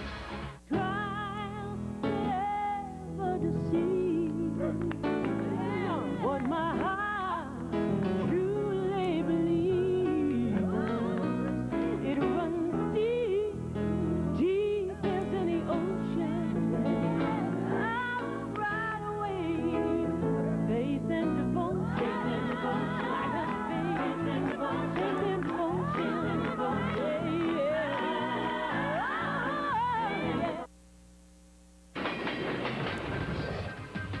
Wait a minute. This subway doesn't go to the Forum. Jack Nicklaus Mickelson from Neptune, New Jersey, just down the shore. John McEnroe, they're all out. The captain, Mark Messier, back in a Rangers uniform. And there's his typical uniform, coat and tie from Mr. Wallace, Mr. Crystal. This is a tough, tough, tough ticket. Another celebrity, Jerry Seinfeld, giving his take on an all-New York World Series. Quote, "The fact is, you have to consider the Civil War to be the original Subway Series. Same basic idea, just take a bunch of guys we all like, put them in different uniforms, and stand back and watch the fireworks." Jerry is also an expectant father and says if my wife decides to go into labor early, there's a good chance I'll be taking part. It also means if I can get a TV in the delivery room, there will be two people screaming at the top of their lungs at the same time, but for somewhat different reasons. Guys will break down the base-running blunders a little later in the hour. All right, moving on to the links now, where 2 years ago in Australia, the Americans were embarrassed in the President's Cup. They called it the Massacre in Melbourne. Well, get set for vengeance in Virginia. This year's honorary chairman of the President's Cup? Who else? The President. Team USA began the day with a 10-5 lead, and the lead grew as the day wore on. Stewart Cink on 14 for Eagle. Nice touch over the ridge, down the ramp, and heading for the hole, and no! So close. Cink got the birdie. He and teammate Kirk Triplett win again, one up. Meantime, Phil Mickelson. Second shot from the fairway bunker on 17. The ball's going to go past the hole, but check out the backspin. Oh, yeah. On a string within 3 feet. Mickelson birdied the hole. He and Tom Lehman win their match 2-1. Now here's Tiger on 14, down 2. This for Eagle, and check out Tiger. Yes, Tiger. He's feeling it. Then on 16, Tiger only down 1. Tee shot from 148 yards out. A 9-iron, and looky here. Oh, Davis loving David Duval admiring Tiger's work. Tiger and Notah Begay closing strong. Moments later, Tiger for birdie. And no, he is human. Oh. Yes, he is. Mickelson consoles Tiger as he goes on to lose 2-1, but the U.S. wins 4 of 5 matches, and they've got a commanding 14-6 lead heading into Sunday. Al Sutton and Jim Furyk set the tone with 9 birdies in 13 holes. The U.S. now needs just 2.5 points in Sunday's 12 singles matches to clinch the victory. The Cup appears to be coming home, and our Vanner O'Wright takes a closer look through the Foxscope. This Foxscope segment is brought to you by Acura. Going into this President's Cup, the perception was that the U.S. golfers did not really have their heart and soul into this competition. With their dominant showing, though, the Americans have displayed plenty of pride, determination, and team spirit. Everybody said that we didn't want to be here, and we didn't, you know, it didn't seem like we were excited about it.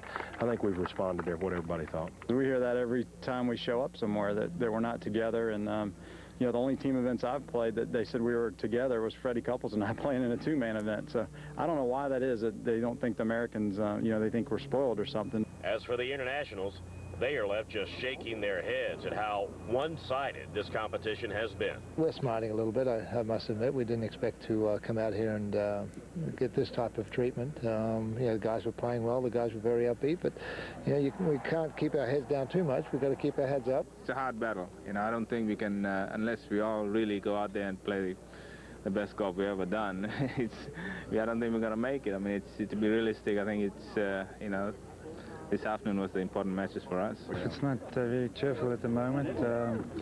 As I say, some of our guys have played well, and you know, some of us haven't played well. So you got to team up well as a whole team and play well as a team to win these kind of things. Unfortunately for Ernie Els and the rest of the internationals, they'll all have to come back on Sunday and play all 12 of the scheduled matches, even though the Americans need just 2.5 points to reclaim the President's Cup and return it to American soil. In Gainesville, Virginia, I'm Vanner O'Wright for the National Sports Report. All right, thanks, Vanner. I remember 2 years ago, the Americans were criticized for not caring and not trying, but it's a different story this time around. Yeah, this one's a done deal. All right. Well, you know what? We've got more goodies to get to, as a matter of fact. We certainly do. Joe Torre once managed the then-released Bobby Valentine with the Mets. Do you think their rivalry is the best storyline going in the Subway Series? Log on. Vote. This Fox Scope segment was brought to you by Acura. That is the Atlantic Coast Conference. There's only one place where you can get it all. ACC Live, Monday nights at 7 on Fox Sports Net.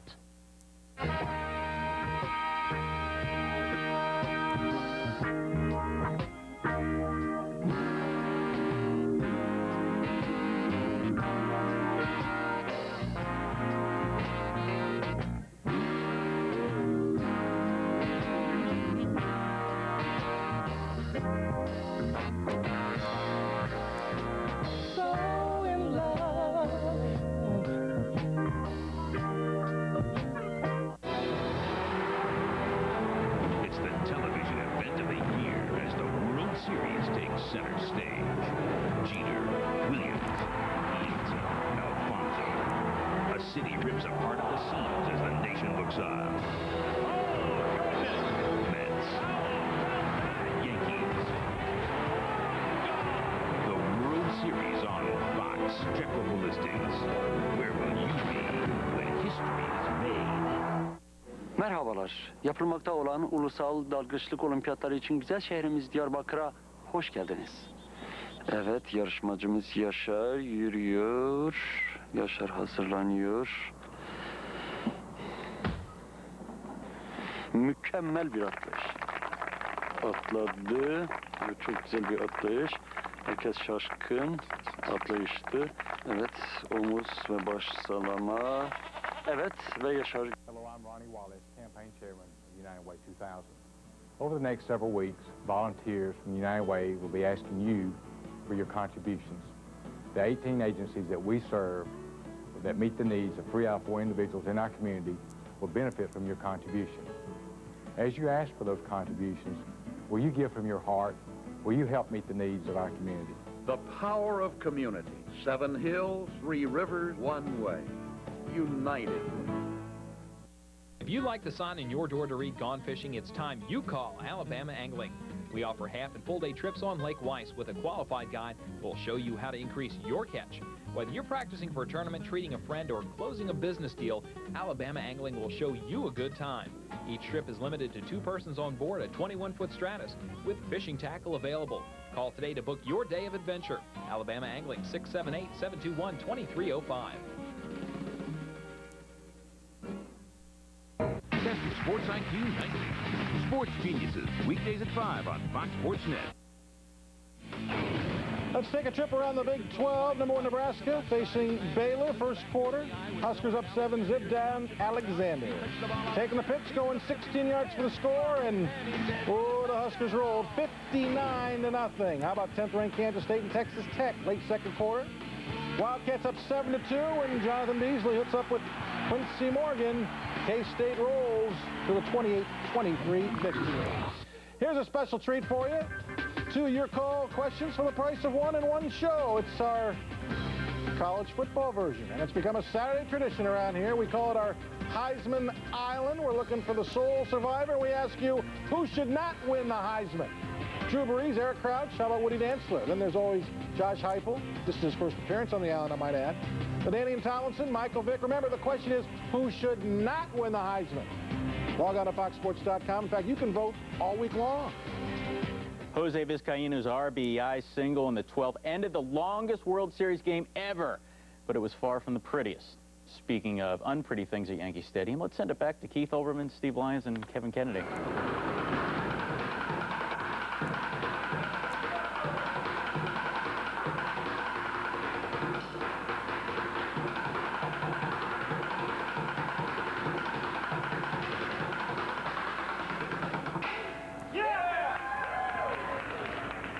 To be exact in terms of transportation, it is not a subway series. It's an elevated series because the trains run above ground here at Yankee Stadium and Shea Stadium, but we'll use the term subway series alongside. Well, I hit my head on one of those. I'm very concerned about that. Kevin Kennedy and Steve Lyons with me. And talk about hit your head on something. The New York Yankees defeated the New York Mets in Game 1 of this series because the bullpen came in with 2 men out in the 7th inning and pitched in 5 1/3, 2 hit and 6 strikeout ball. The job done by Stanton Rivera. Rivera and Nelson was outstanding. They were outstanding, and they were used very sparingly. When we came into this series, I really felt that the Mets had a better bullpen, with the exception of the closers, and they had more depth. But the Mets had to use so many pitchers in this game. They used their closer. They set up guys. They had Cook come in the game. He couldn't get the ball over the plate. They have Wendell in a situation where he has a chance to lose a game where he's not accustomed to. Whereas the Yankees, Mike Stanton comes in and dazzles. He was unbelievable. Rivera comes in to keep the game close, and they used their bullpen, I think, better than the Mets did, and it worked out for them, and they walk away with the win. Yeah, you know, Stanton's had some bashing over the years here in New York at times. Today he came up huge. 2 big innings for Mike Stanton.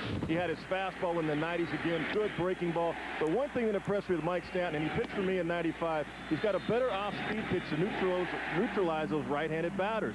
He uses that, and then he gets them looking down and away, and he powers them up and in with a fastball. Now he's got 3 outstanding pitches, and I also thought Joe Torre, by bringing in Mariano Rivera and their closer, down 1, running the 9th inning to keep the game right there, that enables you in the bottom of the 9th to play little ball. Punch the ball, bunt, do little things to try to win a ball game, and that's exactly what happened. Joe Torre does something a lot of managers won't do. Bring their closer in when they're down in a game, try to keep the game right there. Meanwhile, the Met bullpen was tattered and finally broke in the person of Turk Wendell. And in the Now It Can Be Told department, Steve, as we were preparing for the pregame show on the network, Turk Wendell stopped by and said he didn't really have a feel for this game. It hadn't hit him yet, and he expected that when they announced him, he would be booed. It turned out he was prophetic in a way perhaps he didn't understand what happened. Ron Darling caught up with Turk Wendell after he surrendered the game-losing hit to Jose Vizcaino. First, you came in and Turk Wendell. You pitched in a great situation. Got Glenn Allen Hill to pop up. Tell me about that pitch first. Slider. I live by the slider, die by the slider, but it was good at bat. Glenn Allen and I have had some pretty good battles in the past. He's beat me once, but it wasn't a game-winning home run or anything. Not that big of a deal, really. Well, tell me about Jose Vizcaino. He had one of those unbelievable games tonight. What were you trying to do to get him out? I was just trying to get him to slap something down on the ground or pop it up. And I thought throwing a sinker first pitch, he might even follow it off or take it. But that's just Jose's style. It's just a slap hitter, and maybe I should have, looking back, hindsight. I mean, I'm going to say I went with what I wanted to go with, but I mean, if everybody wants to live the fairy tale, what I should have thrown, maybe I should have thrown something in. Maybe I should have thrown the ball. Well, good luck, Turk. You're going to get plenty more opportunities in this series. It's going to be, you know, I wouldn't think coming into a 7-game series that you wouldn't go through it without losing one game. So, just go get him tomorrow. Well, good luck the rest of the series. Thanks. Yeah. Ron Darling with Turk Wendell after the loss. And the game really never should have gone to extra innings, Steve. The Mets on 3 occasions did not run out balls. One on what might have been a home run, or they certainly thought it was, by Todd Zeile, and 2 occasions on what they thought, presumed and assumed were foul balls, and you know the line about assume. Yeah, exactly. And we've seen a lot of strange plays in this postseason with balls kicking back into fair territory, but there's really no excuse not to hustle. It doesn't take any ability to hustle, and we saw that with the Mets tonight. Here we see a pickoff play. Mike Piazza gets picked off, and in a run down here, some bad base running. Here's where Zeile thinks this ball's going foul. It spins back in. Here it goes. Great play by Brosius to pick it up and throw him out. Nobody's running. All you do is run down there. They'll call you back if it's a foul ball. Same thing with Peyton. Funny spin on the ball bounces. Posada picks it up, and then this play from Timo Perez, when this ball was hit by Todd Zeile, everyone thought it was a home run. Perez wasn't hustling from first to second, put his arm up in the air like signaling, all right, that's a home run, still didn't run, and then had to try to score on a play. And one more play that we need to talk about as well. When they had second and third, and Todd Pratt was on third base, and the infield was playing in, the ball that was hit to Vizcaino with 1 out, send him. Be aggressive when you're up 3-2. If they throw you out at the plate, you still have guys on first and third at that situation. Make them make the play. Steve, that's called the contact play. As you know, with 1 out, you can do that. Bobby elected not to do that. It cost him a run in that situation. But I thought the real key to the game also, other than O'Neill's walk, in that running play, the mistake by Timo Perez was Derek Jeter getting that ball from David Justice on the relay, all in one motion, threw a strike 1 hop to Posada, and he put the tag down. Great defense by the Yankees also to execute that play and make Perez look bad. And these games decided as the Mets had beaten the Cardinals, which team executed and which team did not. Tonight, it was the Mets who were not. All right, that's it for Kevin Kennedy and Steve Lyons. I'm Keith Olbermann. Let's throw it back to the Fox Network Center after a glittering night of superstar visitors, and there they are, back to Los Angeles. The Mets mess. Thank you, guys. In the postseason, Mets closer Armando Benitez isn't exactly Mr. Reliable. Benitez now has 6 blown saves in 9 career save opportunities in the playoffs with an ERA of 7, making himself a candidate for torchbearer in the next Olympics. Joe Buck and Tim McCarver give their take on the game later in the hour. Coming up, more college football where the mighty Casey is on the run at Penn State. We've got a Big Ten roundup on the way, and it's your call. Do you think the Piazza-Clemens matchup is the most compelling World Series storyline?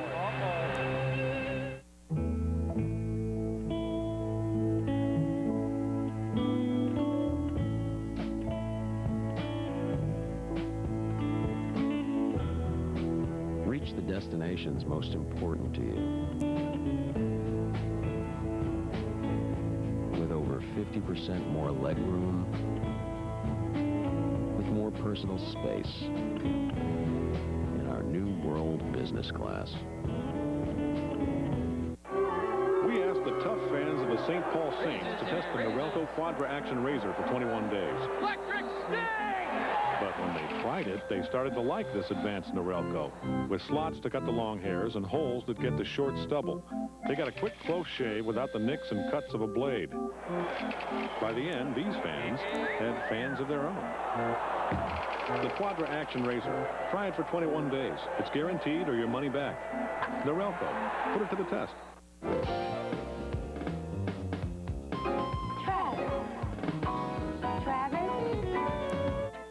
We're here for a toaster. Big on taste but low on cash? Check out the new 99-cent BK Cravers menu at Burger King. 8 tasty choices at an incredible price, like the Slammin' Bullseye Barbecue Deluxe or some tasty mozzarella sticks. Just 99 cents every day at Burger King, where you can get great tasting food every day. Presenting the ultimate tire for your 4x4, the Michelin LTX. Michelin technology gives it a smooth, quiet ride. Yet it's tough enough, Michelin enough, to get you through anything. Buy 4 Michelin tires now and get a free emergency roadside kit. And you'll be eligible to enter the Buy 4 and Score sweepstakes with chances to win a BMW X5 and an iMac computer or other great prizes. See your participating Michelin dealer by October 31st. Teaching old dogs some new tricks. Now you see it, now you don't. And I'm coming right down the center. Right down the center. You better save that for 1-800-CALL-ATT for collect calls. Come again? Use 1-800-CALL-ATT. Want to save big bucks and get AT&T service? Any other number is the wrong number. Just drive it right down the center. Right down the center. Which is great for collect calls. But not so great for trash-talking rookies. Dial 1-800-CALL-ATT for collect calls. That was a total accident, too. When you have a plumbing problem, it affects the whole family. Take care of it quicker with Mr. Rooter. Oh, they're getting rowdy.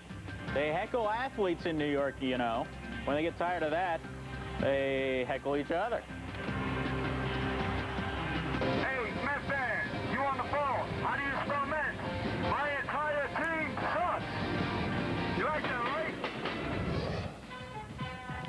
Unless you plan on being